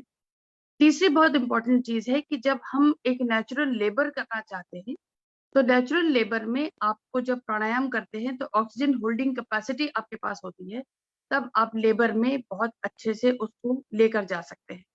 एक नेचुरल बर्थिंग प्रोसेस के लिए प्राणायाम किस तरह से काम कर सकता है, इसका एक पूरी रिसर्च है, और वो रिसर्च हमारे पास, देखिए क्या था, ऋग्वेद में ये सब चीजें मेंशन्ड है, ऋग्वेद में गर्भ संस्कार मेंशन्ड है, लेकिन समस्या क्या हुई कि हमने उसको साइंटिफिक डेटा के साथ बैकअप नहीं दिया, इसलिए विश्व ने उसको माना नहीं। लेकिन हम जब आज उसको साइंटिफिक बैकअप के साथ लेकर जाते हैं आगे, हमारी रिसर्च है, ऑथेंटिक रिसर्च है, गर्भ संस्कार और ऑब्स्टेट्रिक्स एंड गायनेकोलॉजी, ऐसा मेरा एक रिसर्च पेपर रहा जिसको प्रथम पुरस्कार भी दिया गया है हमारी गायनिक सोसाइटी में, और उसी को लेकर मैं पूरे देश भर में लेक्चर्स होते हैं, आरोग्य भारती के माध्यम से हम लोग पूरे देश भर में जाते हैं। तो इस चीज को हम आगे इसलिए लेकर जा रहे हैं कि why not combine science with the data with the Rigveda, ताकि हमारे जो ऋषि मुनि थे जिनको तब तक पता था, आप कल्पना करिए 5000 साल पहले ऋग्वेद को ये जानकारी, उन ऋषि मुनियों को ये जानकारी थी कि योग और प्राणायाम और इस तरह की जितनी क्रियाएं हैं, जैसे वज्रासन का क्या उपयोग होगा, या आप उसको किस ढंग से आप लेकर जा सकते हैं आगे, कि उससे आप लोगों को ड्यूरिंग द प्रेगनेंसी क्या क्या फायदा हो सकता है। दूसरी बहुत इंपॉर्टेंट चीज है कि महिलाएं जब रोज अपनी दिनचर्या में व्यस्त रहती हैं, उनको ऐसा लगता है कि मैं बहुत काम तो ऑलरेडी कर रही हूँ, घर का इतना काम तो है मेरे पर, मैं घर भी देख रही हूँ, बाहर भी आना जाना कर रही हूँ घर का काम करते करते, लेकिन उनको ये समझ नहीं आता है कि जब हम योग करते हैं तो हमारे ये जो सारा गुस्सा दिन भर का होता है, या चिड़चिड़ाहट होती है दिन भर की, या काम का जो हमारे सर पर बोझ होता है, वो बोझ कैसे निकलेगा, उससे मुझे आराम कैसे मिलेगा, डी स्ट्रेस कैसे होगा। तो योग आपको अपने परिवार से जोड़ने का माध्यम भी होता है, अपने काम से स्ट्रेस से निकलने का माध्यम भी होता है। आपके जरूरी नहीं कि आपके पास एक टोन्ड बॉडी हो तो ही आप कर सकते हैं।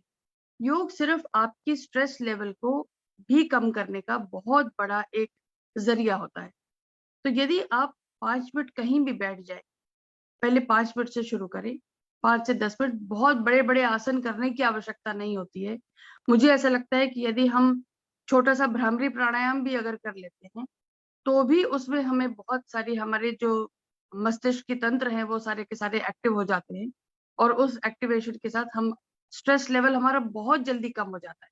तो मैं सब महिलाओं को अनुरोध करती हूँ जो मेरी क्लिनिक पर आती हैं कि आप पूरा दिनचर्या 24 घंटे आप अपने परिवार को देती हैं, क्योंकि महिला परिवार की धुरी है। वो माने या न माने, या परिवार माने या न माने, लेकिन अगर महिला घर की स्वस्थ है तो बाकी सब चीजें सुचारू रूप से चलती रहेंगी।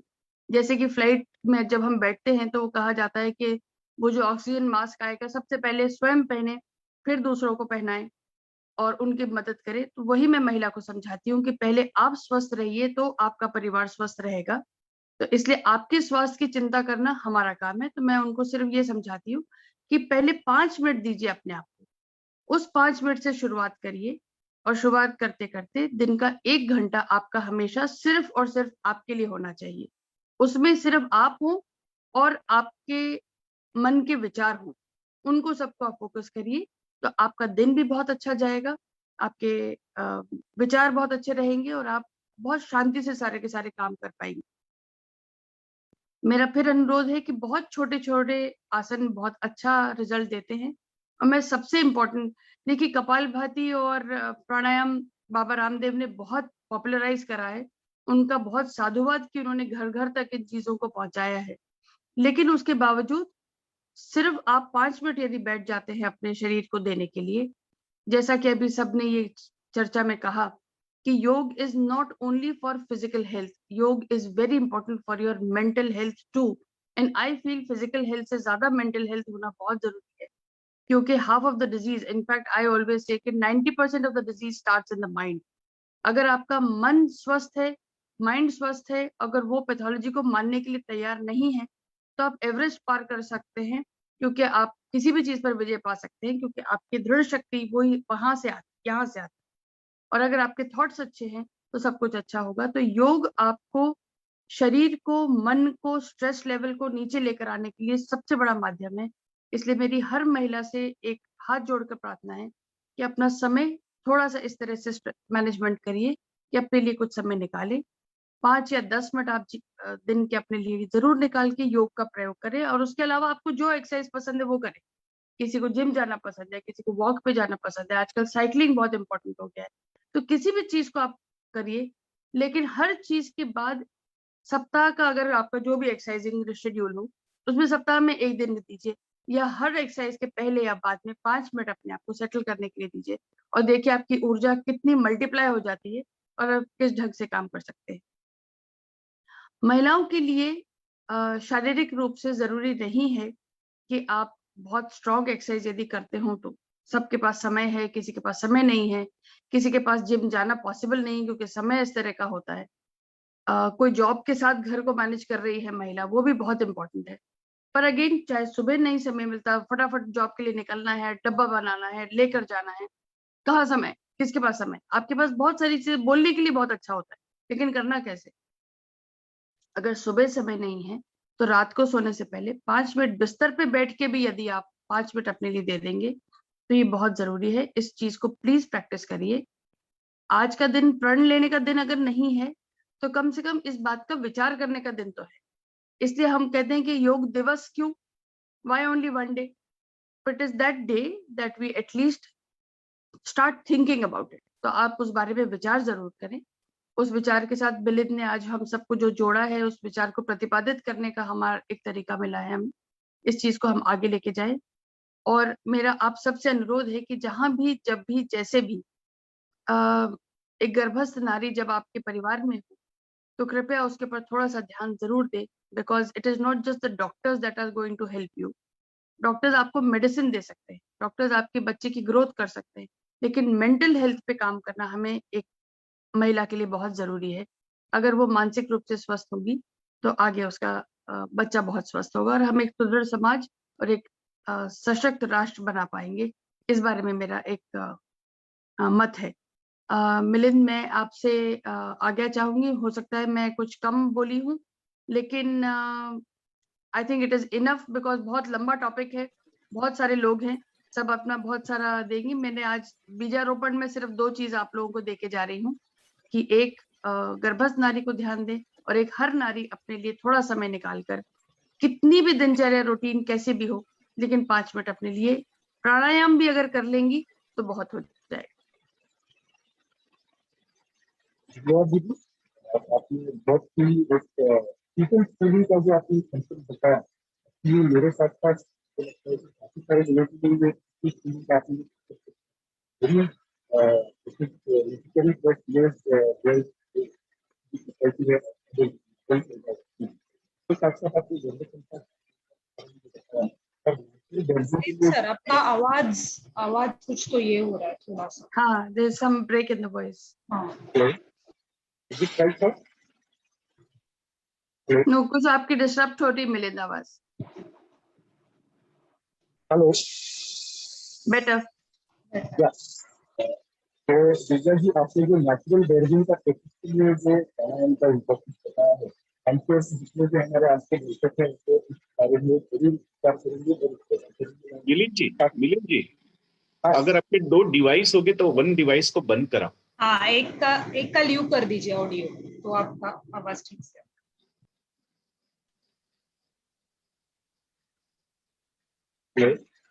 हाँ अभी आ रहा है। सॉरी तो मैं कह रहा था कि जब भी आपको जो बताया कि कम सर्टिफिकेट योगा का जो यूज होता है ये बहुत ही इम्पोर्टेंट है। साथ साथ आपने जो बताया कि मन ज्यादातर तो अपना मन का स्वास्थ्य अच्छा रखने के लिए योगा का जो करना चाहिए। तो मैं कहूँगा कि मन संगा तो प्रकृति में गंगा, जो योगाकार से जो लोग हमारे सोच रहे हैं ये बहुत ही इसके बारे में मुझे है। और आपने जो बताया कि फास्ट थिंकिंग और योगा आपका दिन जो है वो सिर्फ 1 दिन थी, कम से कम आज के दिन हम जितने लोग हमारे जुड़े हुए हैं उनके लिए आज का दिन इम्पोर्टेंट है कि आज के दिन हमारे साथ जुड़े हुए हैं। लेकिन मैं आपके और आपके लिए बताना चाहता हूँ कि हमारे साथ हर जो योगा के साथ एक बार कोई जुड़ जाता है तो वो हमेशा के लिए हमारे साथ रहता है। तो थैंक यू दिव्या दीदी, आपने हमें बहुत ही एक के विषय पर मार्गदर्शन किया है हमारी सभी दर्शकों का। आई thank you very much for joining me. और आज के हमारे जो अगले दर्शक हैं हमारे स्पीकर है जो है डॉक्टर असीम सालिंके, और सालिंके का मैं एक शॉर्ट में परिचय करके देना चाहूँगा। Aseem Salinke state library speaker और Maharashtra in charge for government of Maharashtra. He is current principal in Indian Institute Society, specifically based to commerce and strategy among us Bihar Tiger. He has done his BA in economics in Government College Bay, and he has done his BA in economics. Later, he has done his PhD in North Maharashtra University of Belgaum. So, without taking much time, I will request Dr. Asim Salinke to give his speech. Dr. Asim Salinke. Thank you. Good morning to everyone. Honorable Sri Kishan Kanthore ji, founder of AYNI Vijay ji Kukreja, Dr. Jitendra Arya sir, Dr. Milind Dharwadkar ji, the resource person Dr. Divya Gupta, Dr. Kumud Joshi, Dr. Santosh Gupta ji, Dr. Jagdesh Kumar, Dr. Leena Inamdar, Mandlik sir ji, or Nikita ji. I'm really give the sincere thanks and appreciate to Arogya Yoga and Naturopathy Institute because they are doing a very wonderful job for the society. Today we are celebrating 7th International Yoga Day. This is the pandemic situation, and in this pandemic situation, the institution playing very vital role for the society. Last 15 days, institution gave the knowledge on health. And today also they are give the practical sessions as well as the brainstorming sessions. So this is one of the wonderful event organized by AYNI. So as per the topic as concern for youth, हमारी youth ये हमारी assets हैं. Doctor Abdul Kalam जी ने इसके पहले ही हमें कहा था कि 2020 ये हमारी पूरे विश्व के लिए एक रिसोर्सफुल पॉपुलेशन होगी. दुर्भाग्य है कि हम उस टारगेट तक अचीव नहीं कर पाए. लेबर फोर्स तो काफी हमारे पास, मगर लेबर फोर्स को एंगेज करने के लिए उनकी फिजिकल एफिशिएंसी जिसको हम कहते हैं, इंटेलेक्चुअलिटी जिसको हम कहते हैं, माइंडसेट जिसको हम कहते हैं, उसके लिए हमें अभी बहुत सारा काम करना है. So yoga, it is one of the instrument. Yoga is an invaluable gift for ancient Indian traditions. Yoga provide us the holistic approach to the health and well-being, wider disseminations of information about the benefits of practice of yoga for health of the youth of a country.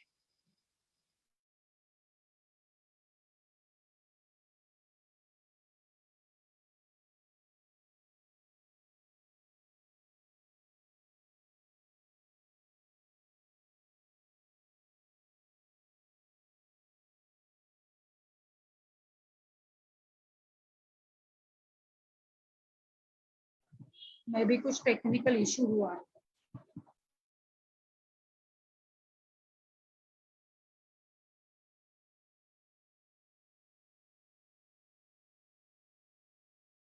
Yes, Milind sir, थोड़ा सा शायद उनका network वगैरह चला गया होगा, इसलिए वो रिकनेक्ट करेंगे.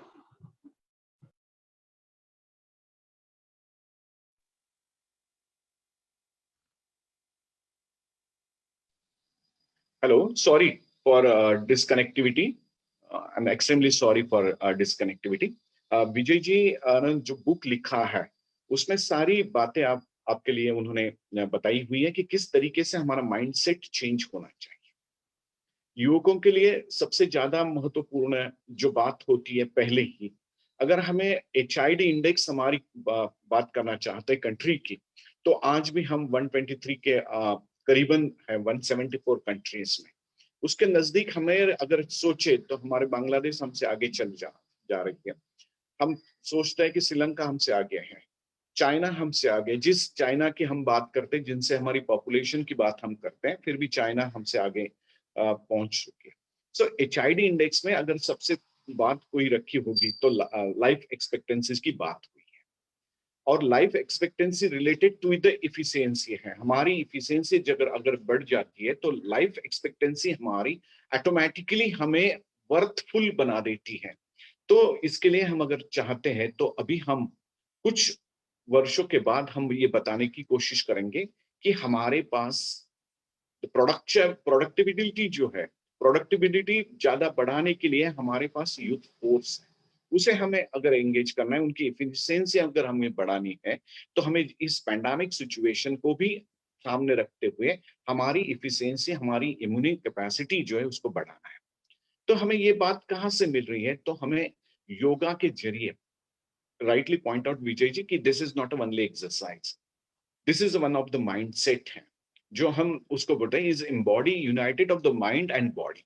ये दोनों है. सो योग इसका मतलब ही वो है कि हमारी माइंड और बॉडी एक साथ हमें लाना है. मैं उसके ऊपर निर्भर नहीं होगा. तो योगा एक फिजिकल एक्सरसाइज अगर कोई मानता है तो योगा से हमें मेडिटेशन तक आना है, मेडिटेशन से हमें नेचुरोपैथी तक आना है, और नेचुरोपैथी से हमें हमारी लाइफ को चेंज आउट करना है. डॉक्टर जितेंद्र आर्या ने बहुत ही अच्छी बढ़िया से नेचुरोपैथी के बारे में हमें बताया कि किस तरीके से हमारा फूड जो है, इनटेक है, उसको भी हम चेंज कर सकते हैं, तो हमारी इम्यूनिटी जो है उसको ज्यादा से ज्यादा हम कर देंगे. सो मुझे ये लगता है कि yoga work on the level of one's body, mind, emotions and energy. ये चार बातों को मैं फोकस करना चाहूंगा आज, कि हमें अगर हमारी बॉडी, माइंड और इमोशन, उस एनर्जी को बढ़ाना है तो हमें क्लासिफिकेशन करना होगा. सो पहला क्लासिफिकेशन मैं करना चाहूंगा karma yoga, where utilize the body. हमें हमारे काम में ज्यादा से ज्यादा ध्यान देना है, ज्यादा बढ़ावा उसको देना है. Jnana yoga, where we can utilize for our mind. Bhakti yoga, where we can utilize our emotions, and Kriya yoga, where we can utilize the energy. ये सारी बातें अगर एक साथ हम लाते हैं, ये सिस्टम को हम जोड़ देते हैं, इनको योग हम उसको लाने की कोशिश करेंगे, तो fall with in the ground of one more category we can divide for that. Every individual is unique combinations of 4 factors. ये अगर कोई आदमी कोई 4 फैक्टर एक साथ आ जाते हैं तो वो ज्यादा से ज्यादा बढ़ावा दे सकते हैं. हमें पता है कि विजय जी ने ये भी बताया था कि गुरु का महत्व क्या है. Only a Guru, I'm saying that Guru with related with the yoga. And when we can college and school, we can say about that teachers. So can adequate to the appropriate combination of 4 fundamental path is necessary for each seeker. अगर ये 4 बातें हमारी जीवन में हम लाने की कोशिश करेंगे तो हमारे जो भी प्रॉब्लम्स है वो प्रॉब्लम्स हम सॉल्व करने में, हमारी कठिनाई जो है उसको कम करने में हम सफल हो सकेंगे, ऐसे मुझे लगता है. So guru is one of the important part for giving the essential to work to under the direction of the guru. अगर हमें 4 फंडामेंटल्स लाने हैं तो हमें गुरु की बात बहुत जरूरी है. मैं यूथ को ये करना चाहूंगा, yoga as a time management tool है.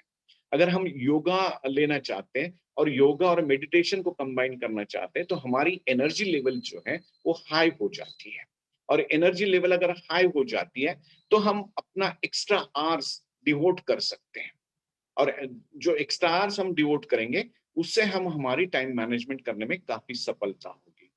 जो एग्जाम का हमारे ऊपर ट्रेस होता है, so goodbye for exam stress. I'm saying that don't you think of easier to memorize the lyric of a song than remember all the you are studied. When you regularly practice for yoga technique can improve your focus and memory. So improvement for focus or improvement for memory, it is essential part through the yoga. So when you can say the goodbye to examination stress, that is you require for the practice for memorization. Say no to peer pressure. Be yourself will be the confidently. So everyone want to fit in particular crowd. The peer group are always fear about that. How I can fit or how can I suit the different population peer groups. So we can particularly crowd due to the which may I be the end of the getting the themselves into the bad habits. Friends might force to you to have the smoke, to drink, to look cool. So when this type of pressure can be increases, so yoga can give the emotional as well as the one of the becoming the help to you easily to overcome for this type of dependencies. So when we can say about that, remove from dependency, remove from addictions, so we need for prefer for yoga. So youth can be concentrate on this aspect also. I also again advise to youth for effective tools for self-discovery. Who is I am? So how can I judge for ourselves? How can I actualize myself? So the Maslow's theory can be applicable here also. So discover yourself. Self-actualization it is most important. And this actualization can be given for that meditations. Because meditation can give the mindset to for calm and cool. They give the shape for that. So I'm advised to you to prefer this type of activity which will be give the self-discovery. Behavior sustainability. We require for the study, we require for any achieve any target. When you can set your goal and how can you achieve your goal, you require for the behavioral sustainability. So this sustainability can be give the practice through the yoga. So you can prefer this type. Self-esteem, that is one of the important part for the youth. Self-esteem, physical health, holistic approach, scholastic aptitude, that is the most important part for your life. So meditation is the most important component of yoga practice. It's helped the practitioner to eliminate the negative emotions like fear, anger, depression, anxiety, and develop the positive emotions. Keep the mind calm and quiet. Increase the concentration, memory, clarity of through the will of power. The will of power, it is one of the requirement for the move for further developments. So this is one. Increase the concentration, then memory, clarity. All these things will be required for that for through this activity. Regenerate the whole body. Earlier आपको पता होगा कि doctor Jitendra जी ने अपने बताया था कि अगर हमारी बॉडी को हम उपवास में अगर बदल देते, फास्टिंग में हम बदल देते, तो जो भी हमारे यहाँ पर जो बैड बातें हैं वो उसको खा जाती है सेल्स, और उससे हमारी बॉडी को रिजेन्यूट हो जाती है. So same thing can be require for rejuvenation, whole body and mind, giving the proper rest. अगर हम उसको प्रॉपर रेस्ट दे सकते हैं तो उससे हमें नेचुरोपैथी का भी जो इस्तेमाल है वो हम कर सकते हैं. ये भी बात हमें होते हैं. Meditation realize the self realization. Already I'm saying about that, the self actualization. So may I request to all youth, so हम लोग एक संकल्प कर सकते हैं. I commit to make myself into the healthy, peaceful, joyful, loving human being through every action of a mind. I will strive to create the peaceful and loving atmosphere around me.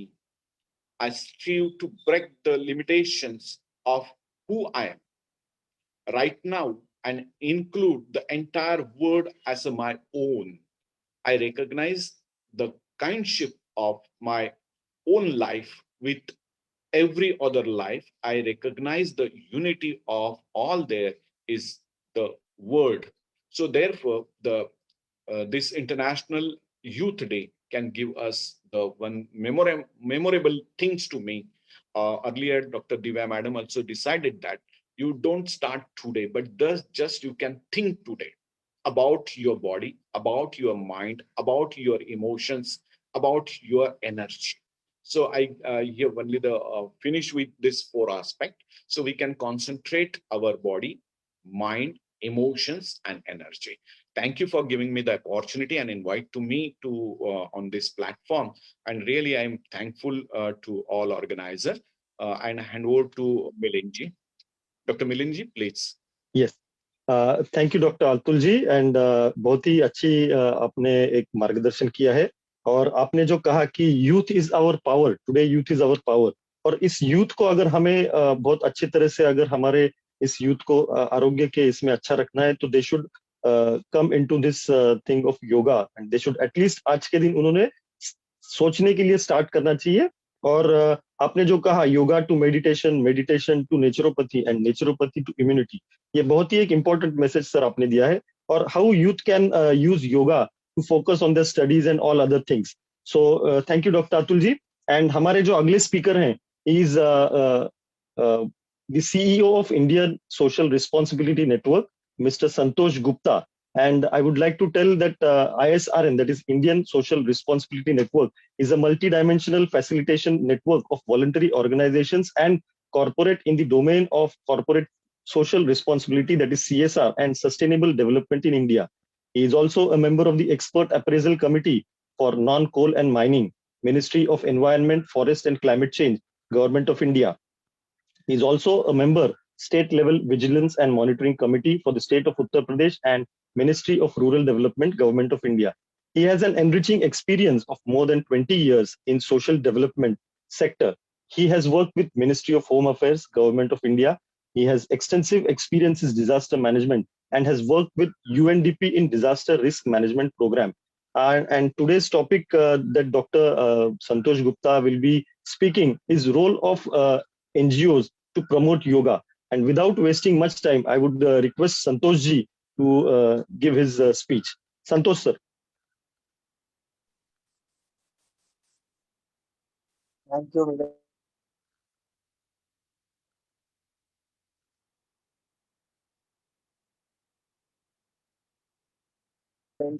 Thank you. Thanks for inviting me. सीख देना चाहूंगा और इस organisation को जिस platform पे मिलन जी आपने मुझे इंट्रोड्यूस AYNI जो काफी अच्छा काम कर रहा है. मैंने सुबह फर्स्ट सेशन जब था तो मैंने थोड़ी देर के लिए कनेक्ट किया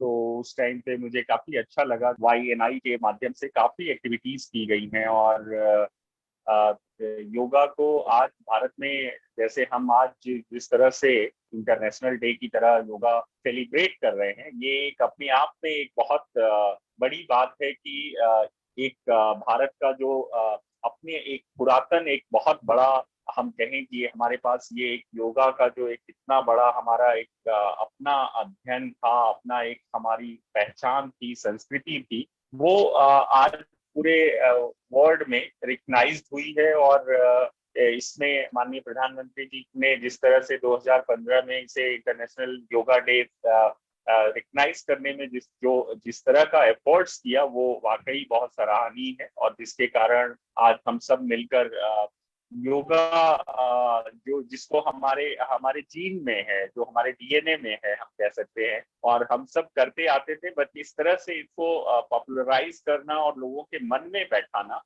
ये एक अपने आप में बहुत बड़ी बात है। और इसके लिए सभी भारतवासी जो जो हम सब लोग हैं, हम सब इसके लिए बधाई के पात्र हैं, और स्पेशली हमारी जो इस समय करेंट सरकार है उनको मैं बहुत बहुत बधाई देना चाहूंगा। मिलन जी, जैसे आपने मेरा टॉपिक रखा है कि एनजीओज का क्या रोल है और वॉलेंट्री ऑर्गेनाइजेशंस कैसे इसको योगा प्रमोशन में काम कर सकती हैं, तो आपने देखा है, और आपके उससे पहले जो प्रीवियस स्पीकर्स हैं उन्होंने बहुत सारी बातें इस संबंध में बताई हैं, और सभी को ये मालूम है कि आज अगर yoga as a international day celebrate हो रहा है, तो आज भी देश में, आज की भी अगर मैं बात करूं, जैसे सुबह से मैं, ये मेरा तीसरा प्रोग्राम है जहां मुझे जुड़ने का मौका मिला।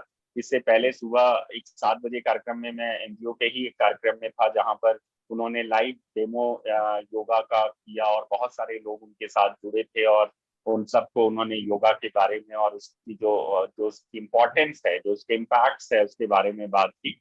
तो वो काफी अच्छा रहा, और आज वॉलेंट्री ऑर्गेनाइजेशन जिस तरह से इस पूरे योगा प्रोग्राम को लेके आगे जा रही हैं वो बहुत सराहनीय है, और उसमें उनकी बहुत भूमिका है। अगर मैं बात करूं तो सरकार ने जिस तरह से इंटरनेशनल योगा डे होने के बाद जो इनिशिएटिव्स लिए, उनमें से जैसे उन्होंने central council for research and in yoga and naturopathy जो स्टैब्लिश किया, एक ऑटोनोमस बॉडी जो मिनिस्ट्री ऑफ आयुष के अंदर काम करती है, उसके अंदर अगर आप देखें तो आज 8 योगा ओपीडीज चल रहे हैं। गवर्नमेंट हॉस्पिटल्स में आयुष के सेंटर हैं जहां पर एलोपैथिक्स, होम्योपैथिक के साथ साथ आयुर्वेदा और योगा के पे भी बात होती है, काउंसलिंग होती है। और इसमें बहुत सारे लोगों ने अभी अपने ट्रीटमेंट में, जिनको इमरजेंसी कोई प्रॉब्लम नहीं है, तो उन्होंने योगा और आयुर्वेद की तरफ जाना शुरू किया है, और लोगों की एक रुचि बढ़ी है इस तरफ लेके। और इसी तरह से सरकार ने, अगर मैं कहूँ तो कई स्टेट गवर्नमेंट लेवल पर और डायरेक्ट भी वॉलंटरी ऑर्गेनाइजेशंस को फाइनेंशियल असिस्टेंस भी दिया है, नेशनल इंटरनेशनल सेमिनार्स करने के लिए, कई सारे लोकल लेवल पे प्रोग्राम करके लोगों को अवेयर करने के लिए। साथ में अभी बहुत अगर हमारे डिफेंस की बात करें या पैरामिलिट्री फोर्सेस की बात करें, उनमें भी अभी सभी जगह योगा ट्रेनिंग कंपलसरी हो गई है। पहले भी थे, फिटनेस के लिए, फिजिकल फिटनेस के लिए एक्सरसाइज और बहुत सारे जो उनके ट्रेनिंग मॉड्यूल थे उसमें वो चीजें रहती थी, बट अब एक तरह से अगर देखा जाए तो योगा एक मैंडेटरी सब्जेक्ट की तरह आगे आया है, और मिनिस्ट्रीज ने बहुत सारे अभी योगा ट्रेनर्स जो एफर्ट्स उनके रहे हैं बनाने के, उसमें एनजीओ की बहुत अच्छी भूमिका रही है। और आज हम कह सकते हैं कि भारत के हर एक डिस्ट्रिक्ट में आपको योगा ट्रेनर, योगा टीचर्स मिल जाएंगे। पहले भी ये स्कूल्स में होते थे, पीटीआई के नाम से जो फिजिकल ट्रेनिंग ट्रेनर्स होते थे, इंस्ट्रक्टर, वो हर स्कूल में है, बट और स्कूल के अंदर पीटी और ये सब चीजें होती थी, बट वो प्राइमरी और सेकेंडरी लेवल तक होती थी। कॉलेज तक आते आते ये सब चीजें कम हो जाती थी, क्योंकि फोकस चेंज हो जाता था, और हम योगा को जानते हुए, समझते हुए भी, उसके फायदे को समझते हुए भी इसको हम बहुत ज्यादा इम्पोर्टेंस नहीं देते थे या फॉलो नहीं करते थे। मैं एक और बात यहाँ पे कोट करना चाहूंगा कि एनजीओ के पॉइंट ऑफ व्यू से ध्यान में रखकर फिनांस मिनिस्टर जब अरुण जेटली जी जब फिनांस मिनिस्टर थे, उस टाइम पे भी उन्होंने इसको एज अ चैरिटेबल एक्टिविटीज माना, और उसमें टैक्स में भी एग्जम्पशन भी उसमें प्रोविजन किया 2015 के बजट में। तो इससे भी काफी ये चैरिटेबल ऑर्गेनाइजेशंस के लिए ये एक्टिविटीज फायदेमंद रही और काफी अच्छा रहा।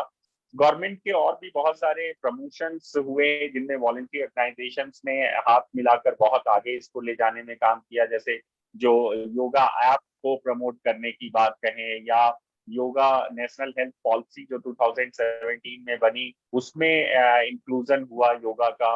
फिर इंडिया में जैसे टूरिज्म में 2 सेक्टर बहुत तेजी से बढ़े। एक तो हेल्थ टूरिज्म जो है वहाँ यहाँ इंडिया में बहुत बढ़ा। अभी कोविड के पहले का अगर 20 के पहले की बात करें तो बहुत सारे एशियन कंट्रीज के लोग हमारे यहाँ इंडिया में ट्रीटमेंट के लिए आने लगे थे, जो हेल्थ टूरिज्म की तरह डेवलप एक कैसे कि हुआ कि इंडिया के जो ट्रीटमेंट प्रोसेस है उसमें बहुत लोगों का बिलीव आगे हुआ। और इसी तरह से अगर योगा और आयुर्वेद और नेचुरोपैथी की बात करें तो उसमें भी इंटरनेशनल काफी टूरिज्म हुआ और बहुत सारे लोग जो है वो आए और यहाँ पर रह के काफी समय अपना ट्रीटमेंट किया, योगा सीखा। और आज भी मैं कहूंगा कि अगर आप जितने भी टूरिस्ट प्लेस हैं, स्पेशली आप हरिद्वार है, प्रयागराज है, नासिक है, अगर इन सब जगहों पर आप जाएं तो आपको बहुत सारे ऐसे इंटरनेशनल टूरिस्ट मिलेंगे जो वहां रहकर नेचुरोपैथी आयुर्वेदा का कोर्स कर रहे हैं, योगा सीख रहे हैं। और कई हरिद्वार और ऋषिकेश में तो मैंने देखा कई ऐसे अंतरराष्ट्रीय जो एज अ टूरिस्ट आए थे, विजिटर आए थे, वो अब वहां के होके रह गए हैं और सक्सेसफुल योगा टीचर्स हैं। तो ये सब चीजें जो है वो बताती है कि योगा कितना इम्पोर्टेंट है हमारी लाइफ में। मतलब मैं तो ये कहूंगा कि जैसे अगर योगा को जो जो कहा गया है कि like yoga leads to a union of individual consciousness. So ये अगर है तो विद दैट अगर मैं इसको आगे ले जाऊं तो ये भी कह सकता हूँ कि ये यूनिवर्सल कॉन्शियसनेस का एक पार्ट है। और इसके थ्रू जो जो ये इंडिकेट करता है वो हार्मोनी जो है between the mind and body and man and nature. ये एक ऐसा एक तरह का एक कह सकते हैं कि एक संयोग है या एक तरह का संबंध है इन सबके बीच में जो इंसान को, सोसाइटी को, कम्युनिटी को आगे ले जाने में हेल्प करता है। तो योगा सिर्फ स्पिरिचुअल और फिजिकल नहीं है, योगा जो है वो हैप्पीनेस भी क्रिएट करता है। योगा जो सोसाइटी में जो हार्मोनी है, जो जो आपस में सामरसता है, उसको भी बढ़ाता है।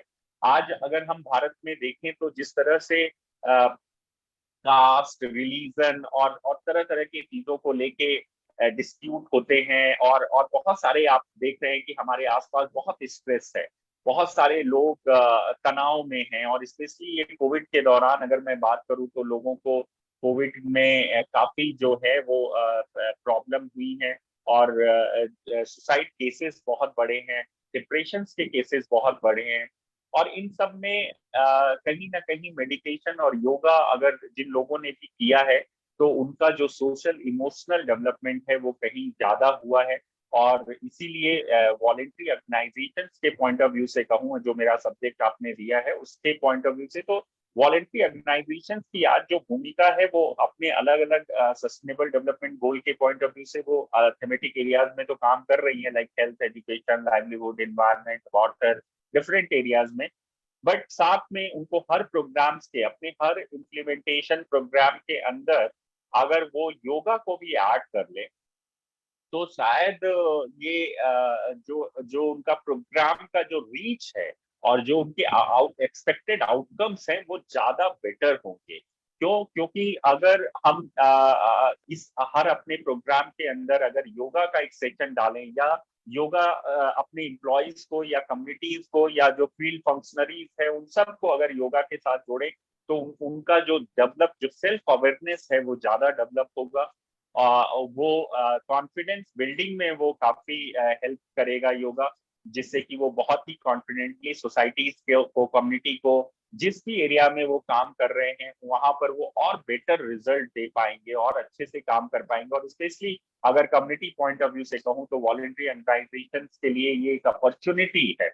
ये अपॉर्चुनिटी इस तरह से मैं कहूंगा कि अगर आपको कम्युनिटी के अंदर अगर जाके अपना विश्वास जमाना है तो योगा एक टूल्स है जहां पर आप लोगों को उनका जो हैप्पीनेस है, हेल्थ हैप्पीनेस को आप इंक्रीज करने में हेल्प करोगे तो आपके साथ उनके रिलेशंस बिल्ड होंगे और वो आपको लगेगा कि हाँ ये हमारे न सिर्फ बात और सारे एस्पेक्ट्स को कवर करने आए हैं बल्कि हमारे हेल्थ को भी लेके कॉन्शियस है और हमारे साथ काम कर रहे हैं। तो वो है। दूसरा जो बिहेवियर है वो बहुत इंपॉर्टेंट रोल प्ले करता है और बिहेवियर चेंज होने में बड़ा एक लंबा समय लगता है। तो ये जो योगा है, मेडिटेशन है, ये बिहेवियर चेंज में भी बहुत हेल्प करता है। और जो सेल्फ कॉन्फिडेंस बिल्डिंग है, जो जो रिलेशनशिप अट्रैक्शन है, वो सब में भी एक बेटर रोल। और सबसे बड़ी बात जो आज कम्युनिटी सोसाइटीज के अंदर वायलेंस देखने को मिल रहा है, बहुत तरह तरह के एब्यूज आप देख रहे हैं, चाहे वो डोमेस्टिक एब्यूज हो या बाहर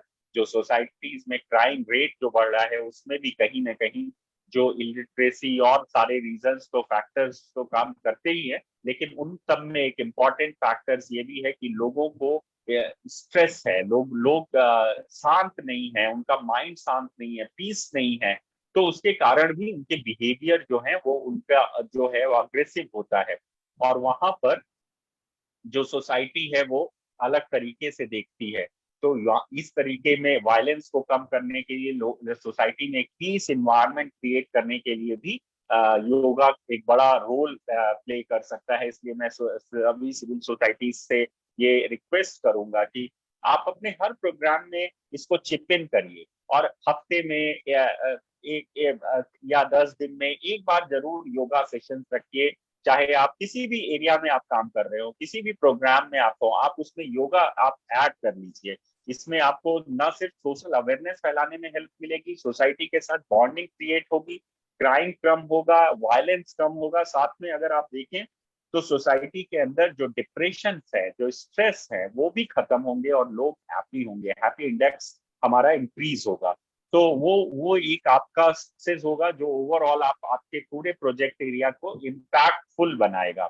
और आप सिर्फ अपने प्रोजेक्ट इंडिकेटर्स को ही अचीव नहीं करेंगे, बल्कि आप अपने सोसाइटी में एक अपने जो ओवरऑल जो सोशल डेवलपमेंट इंडेक्स है, उनको भी आप अचीव करने में आपको हेल्प मिलेगी।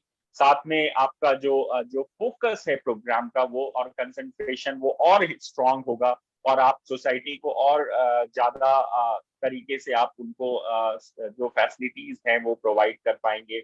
आप सोसाइटी के साथ एक सोशल इमोशनल एक लर्निंग टूल्स की तरह आप काम करेंगे, और उसमें आपके जो एनजीओ जो काम कर रहे हैं वो बहुत हेल्प मिलेगी अपने टारगेट को अचीव करने के लिए।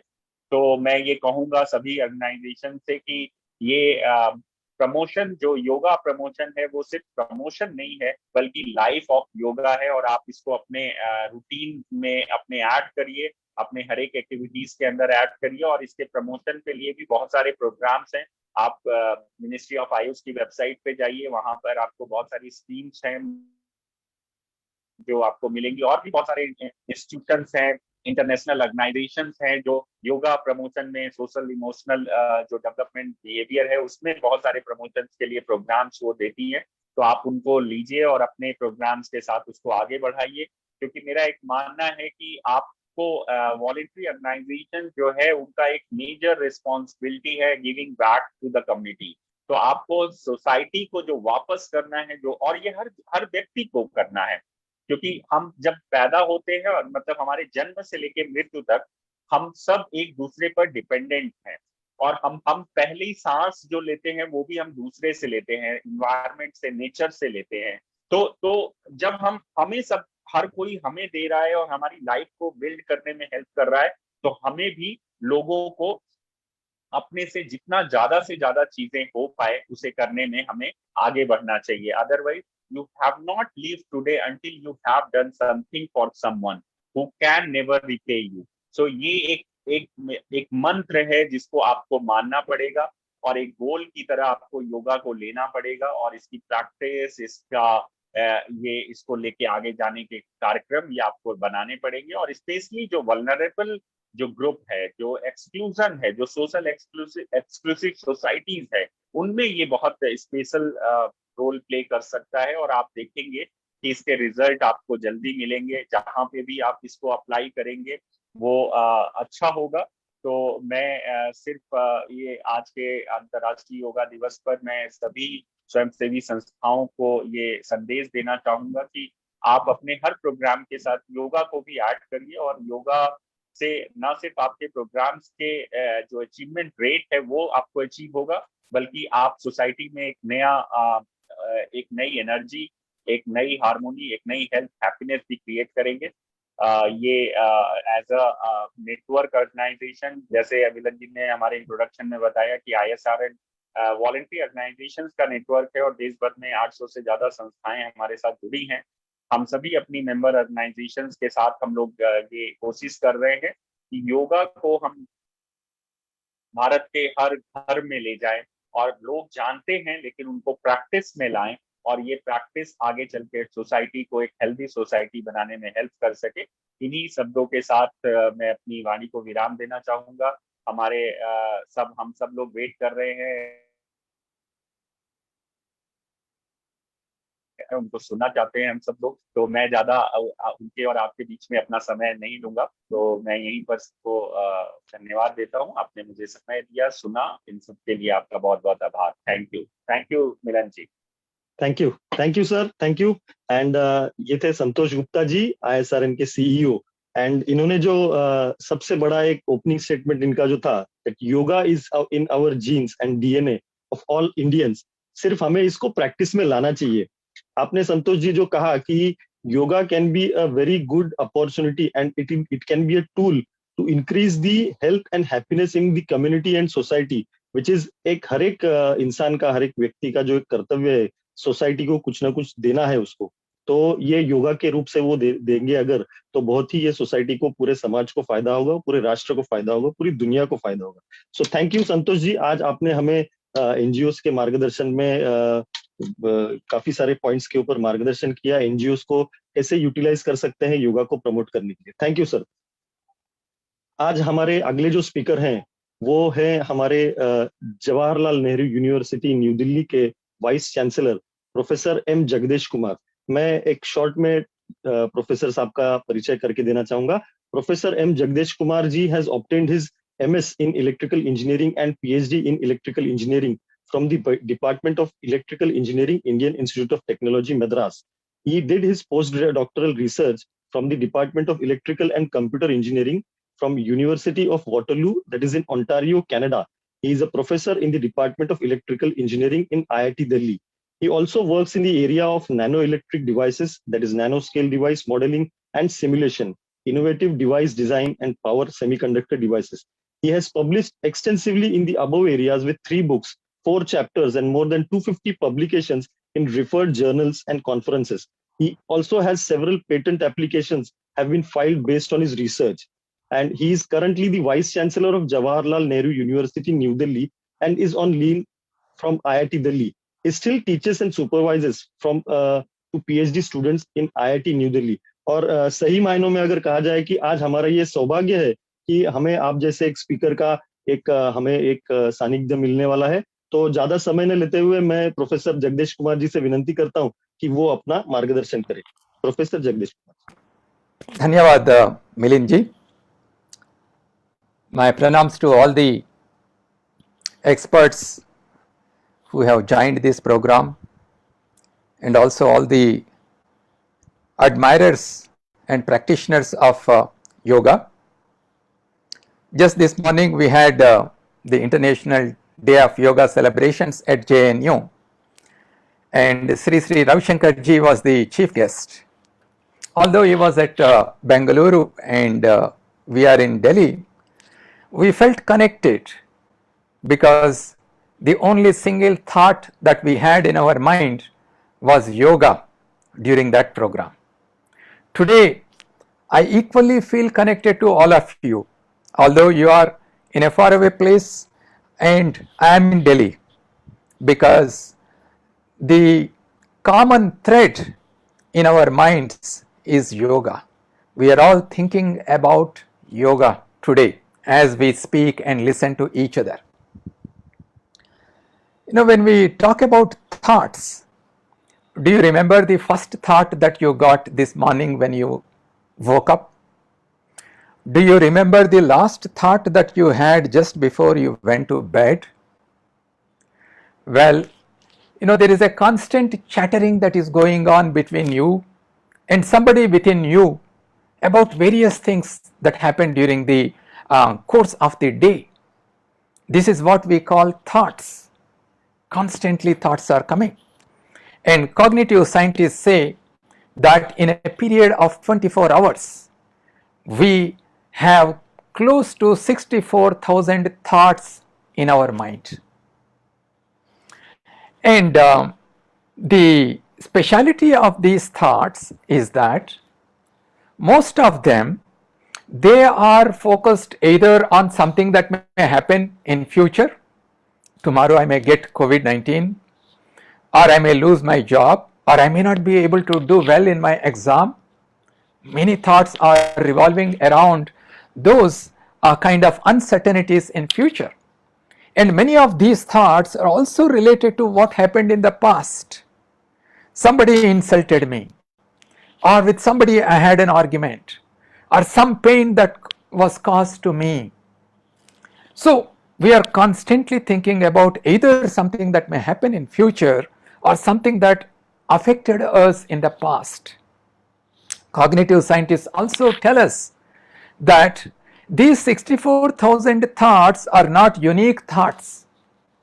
There are fewer number of thoughts which revolve around negativity in our life, and they repetitively happen in our mind. These fewer number non-unique thoughts are repeatedly happening in our minds.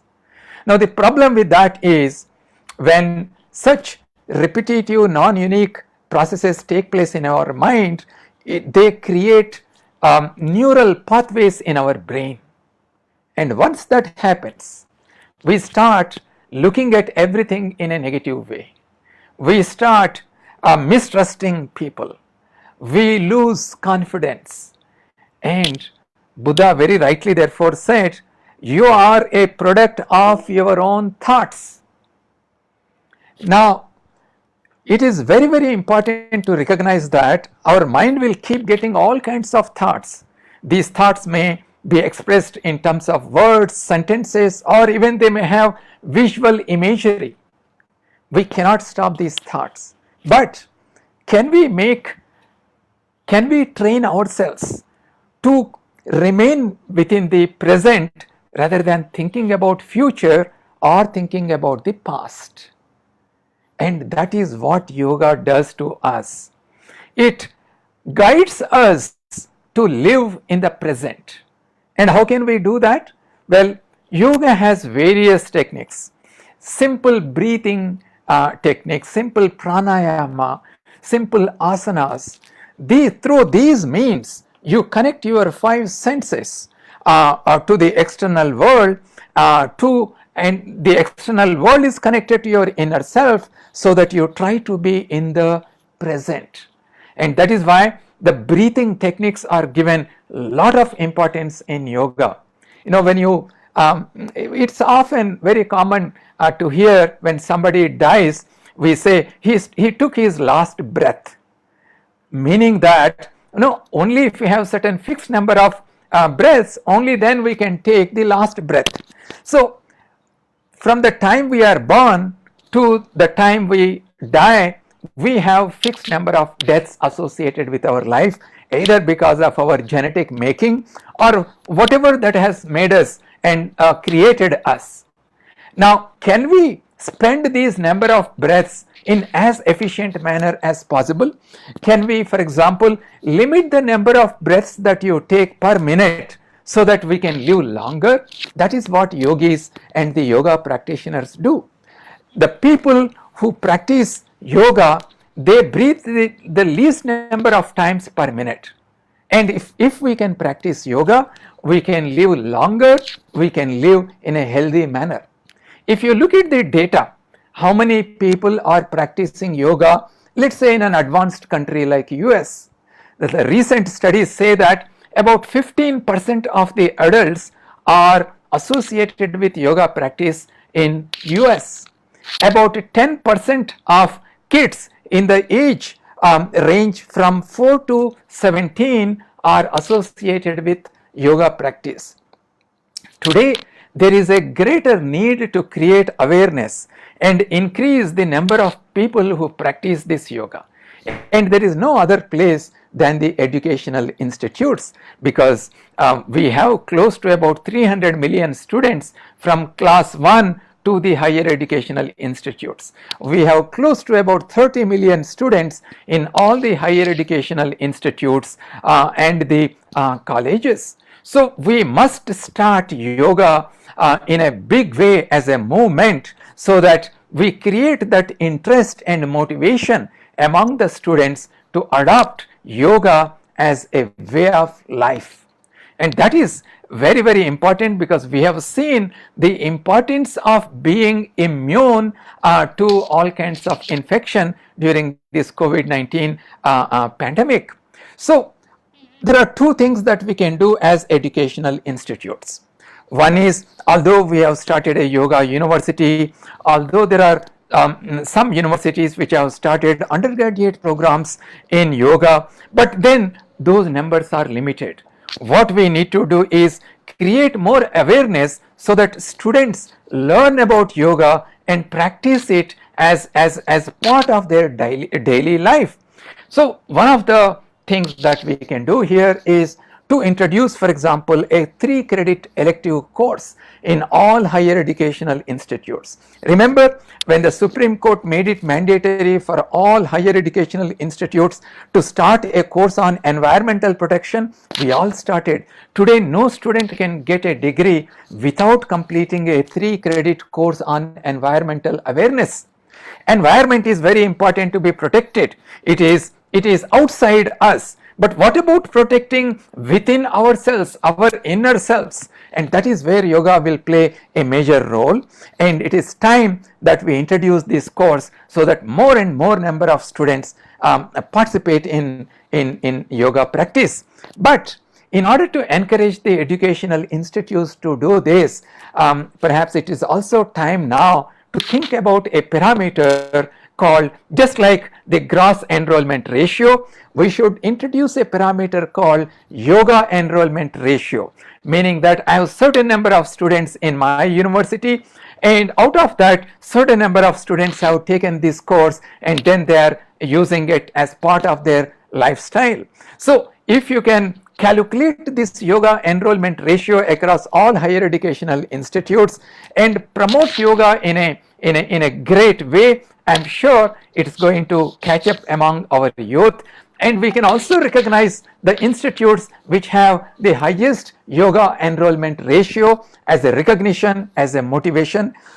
I'm sure there is a great future for yoga in our country, and especially when institutes like Yoga and Naturopathy Institute are putting so much of effort in spreading awareness. I'm positively inclined and I am very, very confident that yoga will become extremely popular in our country, making each one of us healthy, both physically and mentally, so that we build a healthy and happy human society in our country. I would like to thank Milinji for inviting me to share some of my thoughts with you. I would like to conclude here and leave because I have another meeting in Bengaluru in a couple of minutes. Thank you very much. Thank you, Professor Ji, and I'm very thankful to you, and AYNI is also very thankful to you for accepting our invitation and sharing your thoughts. And I would say that sharing, you just shared one of the thoughts of the 64,000 thoughts that come to the mind every day. And sir, you also said that you are, that rightly quoted that Buddha, that you are a product of your own thoughts. And sir, you also said that yoga can be a way of life. And you also जो आपने बताया कि yoga enrolment ratio जो भी educational institutes हैं उनको इस बारे में सोचने का वक्त आ गया है. It is time that educational institutes start thinking about this. So thank you, Professor Ji, that you joined us and आपने जो मार्गदर्शन किया है इसके लिए हम आप सभी के बहुत बहुत आभारी हैं. और हमारे जो अगले स्पीकर हैं, she is Dr. Leena Inamdar. She is joining us from Leeds, United Kingdom. And she is MBBS and MD in Preventive and Social Medicine. She has done her Masters in Public Health, and she is currently a consultant in Global Health and Communicable Disease Control Specialist with the Public Health England. She was also working in India from 2014 to 2016. She has also worked with the Ministry of Health in India for the Indradhanush, that is the vaccination flagship program, which was launched by the Government of India Health Ministry. And she's currently also working as a consultant with WHO. And I would like to invite her for her speech. And today's topic that she will be guiding us will be role of physical activity and exercise in children and young people. So the stage is yours, Dr. Leena. Thank you. Namaskar, Milinji, and good morning, everyone.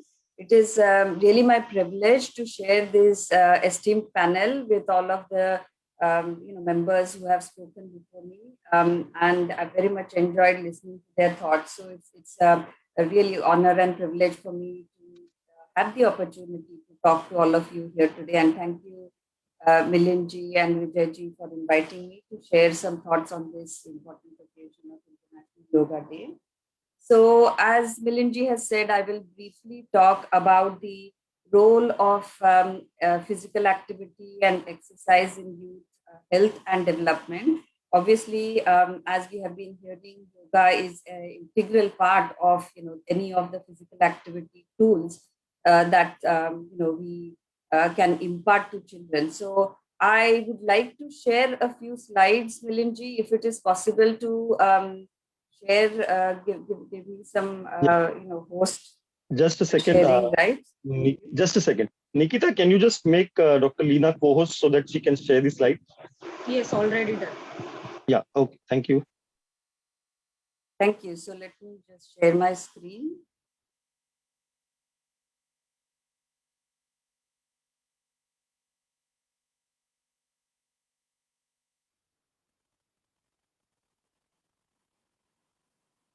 Can you see it? Yeah, Yes. yeah, we can see it. Is it in presenter mode? Yeah, you can see the full slides. Yeah. Okay, excellent. So I would like to, as I said, I would like to give a holistic view in terms of physical activity and exercise in youth health and development, and then I would like to just touch upon the role of yoga in this. So moving on, as we know, to make any impact in or difference in life, teaching children yoga or physical activity very early on in their life, it helps to impart the life skills that other speakers before me have been also mentioning. And if we want children to gain these life skills, improve their physical health early on in their life, be mentally and emotionally balanced and confident, and be successful, it is really important to teach children the different tools, how they can be more physically active. And there is a lot of science behind the benefits of physical activity in overall physical health for youth and in terms of their overall development as well. So there are lots of there is a lot of evidence and research and studies that have been going on in terms of like what difference, what benefits do children and the young people get through physical activity.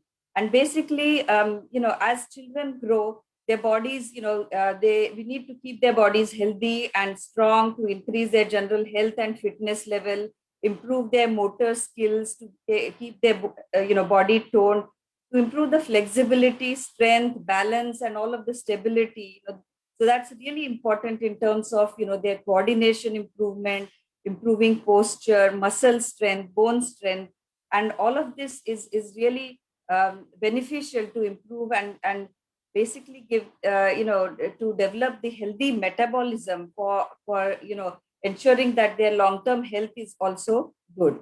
So physical activity, develops children's fundamental movement skills. It can help develop the healthy bones, muscle, heart, lungs, and it helps to keep the healthy body weight, because as we know, in these days, unlike the olden times where they weren't like that,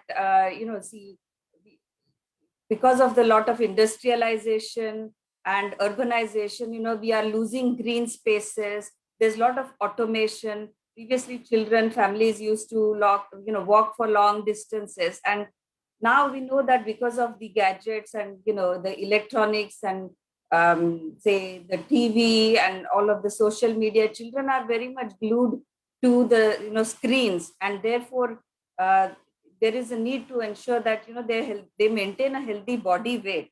So all physical activity, I would say, is good physical activity, but those movements specifically which help to those that are done at a moderate to vigorous intensity, that causes us to breathe a bit harder, to sweat, that is linked to even more health benefits, and that is what we should be encouraging. So what should we sort of teach or help the children to achieve? Because there are lots of recommendations for what kind of physical activity children should be doing. And for that, there are, I would say, 3 things that we need to keep in mind is to improve the endurance or aerobic activity. So that's continuous movement, of the large muscle groups to increase, the health of our heart and all our lungs. Then there's activities to increase flexibility. So basically, that will help the children to bend, stretch without pain, and to reduce or prevent injuries. So that is again in the long term, they can really actively take part in many activities. Gymnastics, dancing, yoga is one such also activity. Simple skipping. And then increasing their strength, so bone strength, muscle strength, so basically working against resistance. So there are guidelines, how many minutes of these type of activities, how many days per week should children be doing. And that is something that we should, as parents, as teachers, facilitators, we should also help children understand this, because getting them motivated early in life is really going to help us set them in that path towards their journey longer term. So the other benefit of physical activity is for our brain function or cognitive function. So it definitely, physical activity plays a very important role in developing and supporting all of our essential mental health functions. So improved, say, hand-eye coordination, better, problem solving, thinking, improving the concentration, all of this, it leads to improved learning. And so not surprisingly, all of this can lead to, better academic performance as well for children. And in terms of the impact or change on our emotional or mental health, so there are certain feel-good chemicals in the brain, as we all know. These are called endorphins. And when we partake in physical activity, in yoga, these endorphins are released, and they help to improve our mood, our energy levels, even sleep. So these positive benefits, they overall help the children to improve their self-confidence and resilience. Children become better sleepers, which then ultimately impacts on their, reduction of their anxiety, better social relationships with our family, friends, at, school, or our, college, educational institutions, and improved, body image, self-esteem. All of the speakers before me have also mentioned and talked about this. So then moving on to the links with yoga, then to summarize this, what I have just said, there are enormous benefits, health benefits of yoga for kids, as we've said, the mental health benefits, physical health benefits, emotional and social, benefits. And we should be, as a society, as the, messengers, we need to be able to communicate these effectively to kids so that they get more motivated. And how does yoga promote, mindfulness for children as well? So as we see, it helps, yoga helps us to focus on the breath. Previous speakers have also mentioned, the importance of concentrating on breath work. These specific yoga poses, again, they help to build the mindfulness. And even though this will sort of lay the seeds of the early meditation, relaxation practices, which can also impact, in terms of behavior longer term. Previous colleagues have mentioned about storytelling, narratives, visualization. How can we make it more interesting for children to learn yoga? Different, very early in life, different animal poses, for example, butterfly pose or so on, and that perks their interest as well. It helps them to accept themselves as well as accept others as they are. It increases their awareness of the physical body and the surroundings amongst, around them. And, all of the physical benefits we've already talked about. So it's about being fully present in the moment. And the previous speaker before me also mentioned, we, a lot of the times we worry, we have regrets, anger over what has happened in the past, or we have fear over what will happen in the future. But it is really important to live in the present moment, and the concentration, the breath techniques of yoga really help us to be grounded in the present moment. So I wanted to basically briefly, share this with all of you because, to approach it from a scientific point of view, we really need to make it more engaging and interesting for children, and to start the movement, as the previous colleague mentioned. What I would say to summarize is basically, yoga is, we know it is a union. It's an ancient science that teaches us the importance of allowing the mind and the body to unite and work in harmony to create, a more balanced, responsible human being. So what better time than, early childhood, adolescence, or the youth to actually inculcate these, positive behaviors, practices in our life. And yoga gives us the tools to empower ourselves through these healthy habits, whether it's stretching, whether it's breathing, positive mind training, good nutrition, exercise, to look after ourselves, to take responsibility for our body through these exercise postures, through proper breathing, relaxation techniques, so that can really have benefits for the physical, mental, spiritual sort of. We need to also inculcate spiritual practices in our life, and then the basically positive thinking, meditation. So children are very easily molded, and they can basically imparting the beneficial, helpful sort of practices of yoga in the long term will build that healthy body and a healthy mind with a positive mental attitude. Just to sort of finish off, what I would like to quote Dr. Howard Gardner, who is a professor of education at the Harvard Graduate School of Education. And the previous speaker also mentioned about this in terms of multiple intelligences. His theory is that, there is a theory of multiple intelligences which describes 8 intelligences which are inherent in all of us. And those are linguistic, means language or expression, logical thinking, visual, so it's seeing, then musical, so it's like about our fine arts, fine senses, the kinesthetics, the touch, the naturalistic sort of intelligences of, being connected to the nature, and then our intrapersonal and interpersonal sort of intelligences. And he emphasizes that, as adults, as parents, as teachers, as yoga teachers, it is our responsibility that we should give children the opportunity to develop and embody all of these multiple intelligences early on in life, so that they can take it forward throughout their adult life. So I would like to, stop here by just summarizing all of these speakers before me. They are the experts. They have outlined the importance of yoga for children. And so I think in summary, I feel that, we can make a huge, huge difference to the children's life by imparting the good practices of exercise, yoga, that children can take forward, in their life. It is ultimately a lifelong, gift that we can give to children. And ultimately physical activity, yoga, it is like, imparts the art of living for children, so that can allow them to develop all of their abilities to the fullest. So Milinji, I would like to stop here by just saying that, you are all doing great, excellent work. Vijayji also through your institute, and I wish you all the very best in your endeavors. Thank you. Thank you, Dr. Leena, and I would really like to thank Dr. Leena because currently हमारे यहाँ तो India में अभी 11:30 पौने 12 बजे हैं, but UK में अभी लगभग सुबह के 6:30 पौने 7 बजे. And for today's program, she has got up early in the morning and she has prepared this wonderful presentation. Thank you, Dr. Leena. You talked about how physical activity can help in overall development and growth of children, and how yoga can help you to get the right mood for doing good things in life, and how to live a balanced life. So thank you very much, Dr. Leena. We will be pleased to have you in our further sessions also.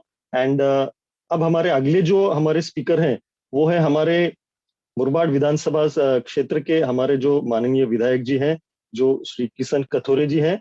और श्री किशन कथोरे जी का परिचय मैं आपको करा के देता हूं.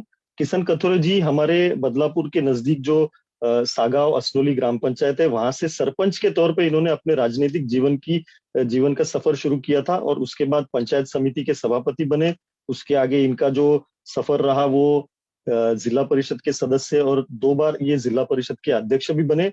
और फिलहाल के रूप में अगर देखेंगे तो पिछले 4 टर्म से ये अंबरनाथ के एक टर्म विधायक रहे हैं और पिछले 3 टर्म से मुरबाड विधानसभा क्षेत्र के माननीय विधायक रहे हैं और इनकी योगा में विशेष रुचि है। और फिलहाल देखेंगे तो पिछले 1-1.5 साल से आमदार कथोरे साहब योगा का नित्य रूप से योगा का प्रचार और प्रसार कर रहे हैं और खुद भी इसको आचरण में ला रहे हैं। तो ज्यादा समय न लेते हुए मैं कथोरे साहब से विनंती करूंगा कि वो हमें आज इस हमारे पूरे प्रोग्राम जो 5 तारीख को शुरू हुआ और आज हम इसका समारोह कर रहे हैं, इस पूरे प्रोग्राम का हमें वो एक सार दे और हमें आगे का एक मार्ग दिखाए और मार्गदर्शन करें। कथोरे साहब।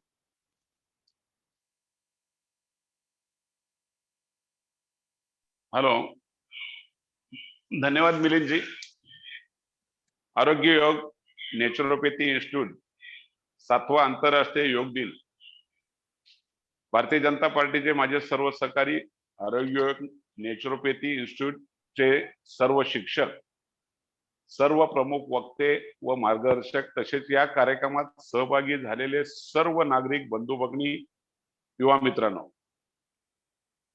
प्रथम मी आपल्याला या 7व्या योग दिनाच्या मी मनापासून आपल्याला शुभेच्छा देतो। या देशाचे आपल्या सर्वांचे लाडके पंतप्रधान यांच्या प्रेरणेने 2015 पासून 21 जून हा जगभरात आंतरराष्ट्रीय योग दिवस म्हणून साजरा केला जातो। आपण हे गेले 5 वर्ष बदलापूर, मुरबाड, अंबरनाथ आजूबाजूच्या शहरामध्ये काही कार्यक्रम मोठ्या उत्साहाने साजरा केला व नागरिकांनी सुद्धा त्याला चांगला प्रतिसाद दिला। गेल्या वर्षी कोरोना असल्यामुळे नाईलाजाने आपल्याला काही कार्यक्रम ऑनलाईन पद्धतीने करावा लागला। यामुळे फक्त बदलापूर, मुरबाड किंवा अंबरनाथ नाही तर आपला हा कार्यक्रम संपूर्ण देशात व परदेशात लोकांना बघता आला। गेल्या वर्षी जवळपास 26,000 लोक या कार्यक्रमाद्वारे जोडले गेले। या वर्षी मुंबई विद्यापीठ, दिल्ली येथील जवाहरलाल नेहरू युनिव्हर्सिटी सारख्या देशातील सर्वात मोठ्या विद्यापीठांचे कुलगुरू आज आपल्याला मार्गदर्शक म्हणून लाभले, याचा खूप जास्त आनंद आहे। या वर्षी आपण हा कार्यक्रम 5 जून रोजी सुरू करून 21 जून रोजी संपतोय व या वर्षी सुमारे 50,000 लोक आपल्या बरोबर जोडले गेले। विशेष म्हणजे या वर्षी Oman, Dubai, south Africa, England व अन्य काही देशातून सुद्धा लोक आपल्या बरोबर जोडले गेले आहेत। हा आकडा असाच वाढावा अशी मी मनोकामना पूर्ण करतो।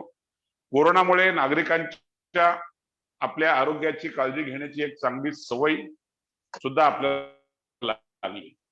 आपल्या या कार्यक्रमामुळे अनेक लोकांनी योग अभ्यास पदविका घेऊन योग शिक्षक तयार झाल्यामुळे समाजाला खूप मोठा फायदा यातून होणार आहे, यात काही शंका नाही। खरं तर माझी सर्व पालकांना विनंती आहे की त्यांनी आपल्या मुलांना लहान वयातच योगाचा अभ्यास व प्रात्यक्षिक करण्यास प्रोत्साहित केलं पाहिजे, ज्यामुळे आपला समाज निरोगी जीवनाकडे वाटचालीला सुरुवात करेल। याचा फायदा देशाला नक्कीच होईल, कारण समाज निरोगी तर देश निरोगी आणि देश निरोगी झाला तर देशातील नागरिकांची क्षमता वाढेल व आपला देश जगात अव्वल होईल, यात कोणत्याही प्रकारची शंका नाही।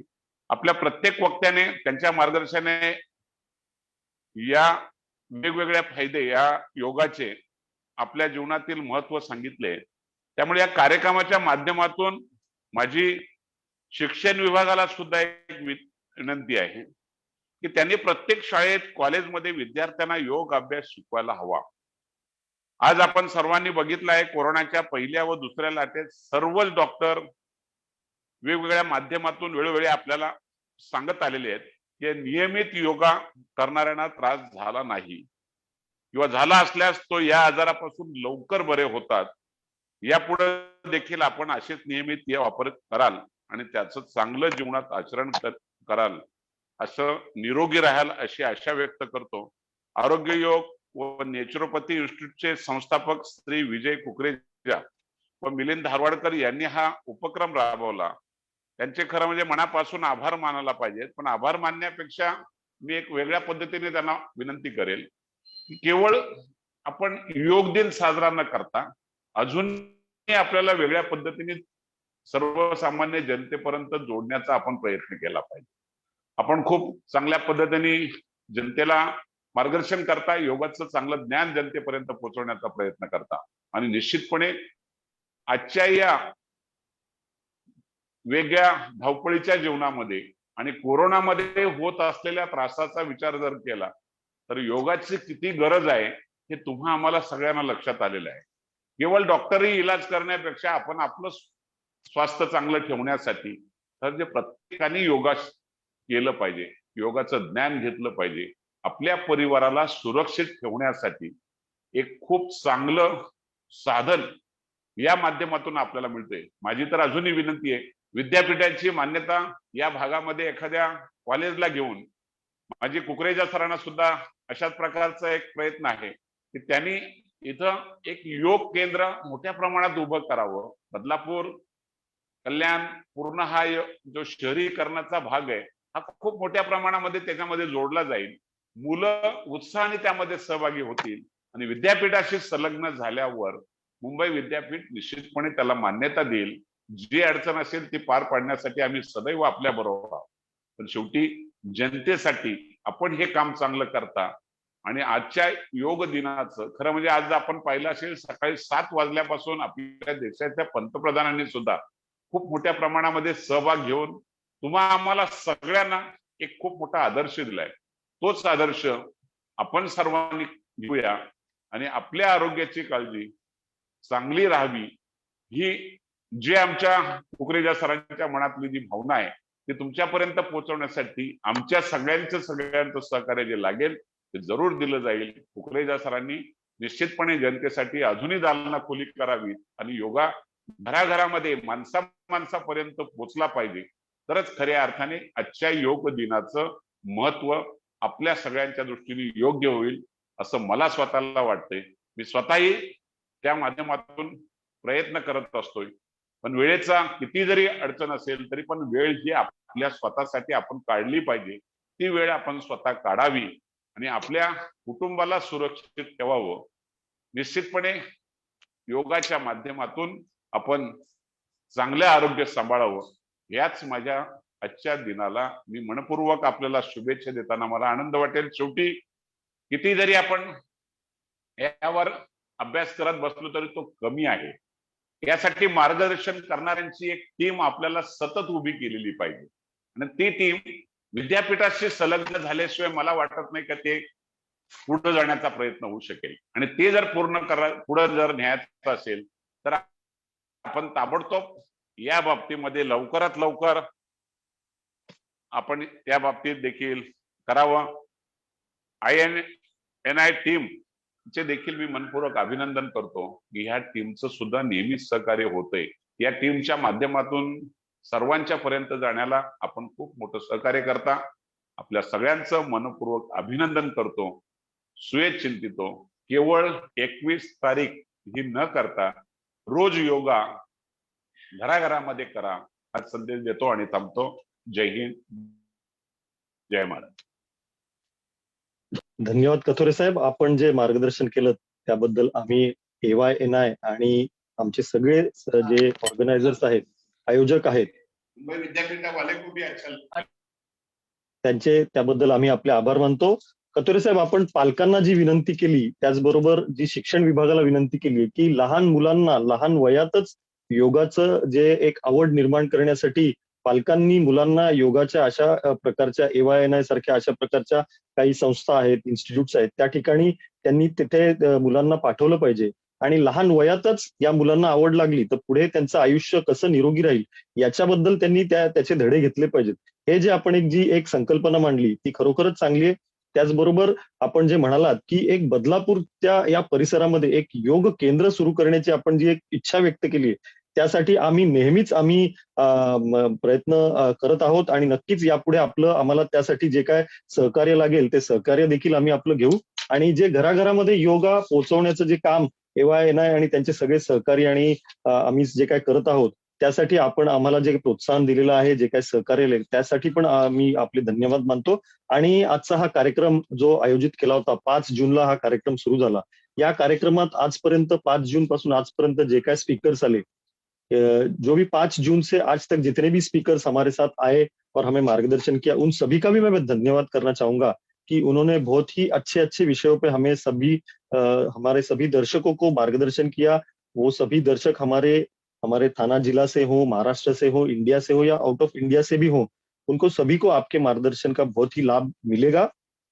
साथ साथ आज के हमारे जो स्पीकर थे, doctor Arya, doctor Atul Salunke, doctor Divya Gupta, doctor Leena Inamdar, Shri Santosh Gupta, doctor Jagdesh Kumar जो जेएनयू के वाइस चांसलर है, और साथ साथ हमारे आज के जो लास्ट स्पीकर थे श्री किशन कथोरे जी, उनका भी मैं धन्यवाद करता हूँ। और हमारे जो टीम के मेंबर्स है, डॉक्टर कौस्तुभ साळवी, सारिका कुकरेजा, निकिता शेलार, इन सभी का भी मैं धन्यवाद करता हूँ कि निरंतर हमें ये सपोर्ट करते रहते हैं। और ऐसे प्रोग्राम्स करने के लिए एक टीम जब तक कोई अच्छी नहीं होती तब तक कोई भी अच्छा प्रोग्राम हो नहीं सकता। और हमारे आज के जितने भी आज तक हमारे जो व्यूअर्स हैं, अभी भी जो हमारे साथ जुड़े हुए, उन सभी का भी मैं धन्यवाद करता हूँ कि हमारे साथ इतने बड़े नंबर्स में आप सभी जुड़ रहे हैं। वी आर रियली थैंकफुल कि last year we had around 26,000 viewers and this year almost yesterday I checked and I was very glad to know that कल तक हमारा 38,000 लोगों तक का रीच हुआ था। एंड आज का जो हमारा प्रोग्राम हुआ है वो मैं रियली आशा करता हूँ कि ये 50,000 तक जाएगा। और इसके साथ साथ हमारे इवेंट के जो एसोसिएट्स है, उनका जब तक मैं धन्यवाद नहीं करूंगा तब तक ये सब प्रोग्राम अधूरा रहेगा। तो हमारे जो इवेंट के एसोसिएट्स है वो है यूनिवर्सिटी ऑफ मुंबई, उसके साथ साथ Yashwantrao Chavan Maharashtra open university health and science department, Bombay college of Pharmacy, L S. Raheja College Mumbai, Adarsh College of Arts Science and Commerce Badlapur, Jeevandeep college of Arts Science and Commerce, Bharat College Badlapur, Don Bosco school, Shri Krishna Vidyalaya Badlapur, Kridangan Sanstha, Kash Foundation Mumbai, Saksham foundation, Shanti Devi Charitable Trust, Paw Foundation, Bundela charitable Trust, I Love My Daughter Foundation, Rotary Club of sir आप mute हो गए। Isles of Smiles Preschool and Nursery, Blossom Holidays, Ace Communications, Partner Vodafone Idea, आपली बातमी आपल्या शहरात, and Maharashtra news 10 and शेटेज construction. So मैं सभी हमारे जो इवेंट के हमारे एसोसिएट्स हैं, हमारे सहकारी, उन सभी का मैं तहे दिल से शुक्रिया अदा करता हूं कि और ऐसे ही हमारे अगले प्रोग्राम्स में आप सभी हमारे साथ जुड़ते रहेंगे। और इसके आगे का जो एक प्रोग्राम है उसके लिए मैं निकिता जी को इनवाइट करता हूं। आगे का हमारा जो अनाउंसमेंट रहेगा वो निकिता हमें करेगी। और तब तक के लिए हम सभी घर से बाहर निकलते वक्त मास्क जरूर पहने, हाथ निरंतर धोते रहिए और सोशल डिस्टेंस करते रहिए। Thank you. Thank you so much sir, thank you. तो जैसे कि कार्यक्रम अभी एंड की तरफ आ गया है, तो सबसे पहले तो आप सभी को पता है कि EYNI, जैसे कि अभी ये सारे स्पीकर्स थे अभी इसके पहले जिन्होंने भी बात किया, सबने कहा कि योग ये हमारे डेली लाइफ में आना बहुत ज्यादा जरूरी है। योग हो या नेचुरोपैथी हो, तो ये सारे रिलेटेड जो कोर्सेस है योगा के रिलेटेड, या आपको योगा क्लासेस करने, तो EYNI रेगुलर क्लासेस जो है कंडक्ट करता है। उसी के साथ योगा का TTC जो है वो कंडक्ट किया जाता है, योगा डिप्लोमा होते हैं हमारे पास। उसी के साथ नेचुरोपैथी के कुछ कोर्सेस है, नेचुरोपैथी का डिप्लोमा है, और बहुत ऐसे योगा के मतलब कोर्सेस अलग अलग आपको देखने को मिलेंगे। किड्स के लिए योगा है, प्रेग्नेंट वुमेन्स है उनके लिए योगा है, तो महिलाओं के जो प्रॉब्लम्स है वो सारी चीजों वैसे तो अलग अलग विविध कोर्स होते रहते हैं। तो आप अगर ऐसे चाहे कि योगा आपको कंटिन्यू करना है, तो ऐसे कहा जाता है कि कोई भी आदत अगर हमें कंटिन्यू करनी है तो उसका एक 5-6 महीना रोज हमें जो है उसको देना पड़ता है, जीवन का अपना जो भी समय हो वो देना पड़ता है। उसके बाद जो आदत है वो हमें रोज की हो जाती है। तो हमारा भी कहना है कि योग आपके जीवन में रोज आए। आज से ऐसे नहीं कि शुरुआत करनी है, पर हमें जो है एक बोलते हैं ना कि एक मतलब ऐसे बोल सकते हैं हम एक स्टेप आगे लेना है अपने आरोग्य के प्रति, क्योंकि अपना आरोग्य जो है अभी कोरोना केस में हमें समझा है, पहले भी अपना ही आरोग्य अपने हाथ में था, पर अभी ज्यादा प्रकर्ष से हमें ये सारी बातें समझी है। तो इसके लिए मैं समझूंगी कि आप लोग भी खुद के हेल्थ के लिए इनिशिएटिव लेंगे और हमारे साथ ऐसे ही जुड़े रहेंगे। और अभी जाके आप सभी को पता है कि EYNI ने एक ड्राइंग कॉम्पिटिशन अरेंज किया था, बच्चों के लिए किया था, ओपन ग्रुप भी था उसमें। तो वो बच्चों ने जो ड्राइंग्स बनाए, तो उसमें कुछ सिलेक्टेड ड्राइंग्स जो है मैं वो आपके सामने प्रेजेंट करना चाहूंगी। तो थोड़ा सा समय आप दीजिए, तो सबसे पहला ये जो ड्राइंग है वो ग्रुप 1 से है, वरदा विवेक राय करके है, बहुत ही अच्छा, मतलब क्लास 2 में है पर बहुत अच्छा योगा का ड्राइंग करने का ट्राई किया है। उसी के साथ सेकंड वाला जो है ग्रुप 2 में जो है कृषा घावत करके है, उनका ये ड्राइंग है, उन्होंने भी बहुत अच्छे से ये बनाया है। फिर आगे और कुछ ड्राइंग है, ये देखिए ये ग्रुप 3 से है, अनाया राउत करके, बहुत ही अच्छा ड्राइंग बनाया है। जिन लोगों ने भी इसमें पार्टिसिपेट किया था सारों को सर्टिफिकेट मिलने वाले हैं, पर कुछ सिलेक्टेड जो ड्राइंग्स है वो आपको हम शो कर रहे हैं। उसी के साथ जो है ये वज्रा करके है, नहीं देवजीता करके है दास, और ये सारे ड्राइंग्स जो है मतलब आसपास के नहीं है, वेस्ट बंगाल से वगैरह आए हुए हैं ड्राइंग्स। उसी के साथ जो है और कुछ 2-3 ड्राइंग्स है, पीडीएफ फाइल है कुछ, तो मैं वो ट्राई करती हूँ कि वो पीडीएफ फाइल जो है आप तक आ पाए। तो इसमें ऐसे है कि जो लोगों के और जो लोगों ने इसमें पार्टिसिपेट किया और जो रैंक्स है वो हम अपने शाम का जो सेशन है, आज शाम को किड्स का भी एक सेशन है, तो उसमें भी हम ये जो है अनाउंसमेंट करने वाले। तो आप ट्राई करें कि आपके घर में अगर बच्चे हैं तो आज शाम का सेशन जो है 5 बजे का आप जरूर कनेक्ट करें। और उसी के साथ में सभी पार्टिसिपेंट्स जो भी हमारे ये 15 दिन में हमारे साथ थे, उन सभी का बहुत बहुत धन्यवाद करना चाहूंगी। उसी के साथ जो है हमारे साथ इस कार्यक्रम में पूरे जोशी ग्राफिक्स एंड डिजाइन, उन्होंने हमें बहुत सपोर्ट किया, उनका बहुत बहुत धन्यवाद। उसी के साथ ये ड्राइंग कंपटीशन जो अरेंज किया गया था उसके लिए शांभवी वडनेरे और उनकी जो टीम है उन्होंने हमें सपोर्ट किया। उसी के साथ जो है हमारे पूरे वॉलेंटियर्स का टीम था ये, क्योंकि इतना बड़ा काम करना अकेले हमें पॉसिबल नहीं था, तो हमारा पूरे वॉलेंटियर्स की टीम को बहुत बहुत धन्यवाद। उसी के साथ हमारा टीचर्स का टीम, भावना जी थे, रमेश जी थे और सारिका मैडम थे, वो जो है सभी को मार्गदर्शन कर रहे थे। उसी के साथ जो हमारे पूरे ये इवेंट में हमारे साथ एसोसिएट्स जुड़े थे, उनका भी बहुत बहुत धन्यवाद। और हमारे विशेष मार्गदर्शक जो रहे इस प्रोग्राम में, डॉक्टर अवकाश जाधव, श्री रविंद्र घोड़बिंदे सर, डॉक्टर जयदीप निकम, और उसी के साथ सुधीर पुराणिक सर और डॉक्टर जितेंद्र आर्या, और उसी के साथ मिलिंद सर और विजय कुकरेजा सर, सभी का बहुत बहुत मैं धन्यवाद करती हूँ, क्योंकि आप सभी के सपोर्ट के बिना ये प्रोग्राम पूरा होना पॉसिबल नहीं था। और इसी नोट पे हम रुकते हैं कि आप सभी जो है योग अपने लाइफ में जो है डेली अपनाते रहे, और आप खुद को भी स्वस्थ रखें और आपके फैमिली को भी स्वस्थ रखें। Thank you so much, thank you, धन्यवाद धन्यवाद। उसी के साथ अगर किसी का नाम लेना रह गया तो मैं आप सभी से माफी चाहती हूँ। डॉक्टर साहबी भी हमारे साथ थे, ये पूरे टीम में हमारा पूरा उन्होंने सपोर्ट किया है, बहुत सारे लोगों तक नेचुरोपैथी के हमारे वो मतलब ये हमारे नेचुरोपैथी के लेक्चर्स वगैरह कंडक्ट करते हैं, तो उनका भी बहुत बहुत धन्यवाद। राम सर है, उनका भी बहुत बहुत धन्यवाद। ऐसे बहुत सारे लोगों का सपोर्ट से ही ये कार्यक्रम हो पाया, तो thank you so much, thank you, thank you everyone.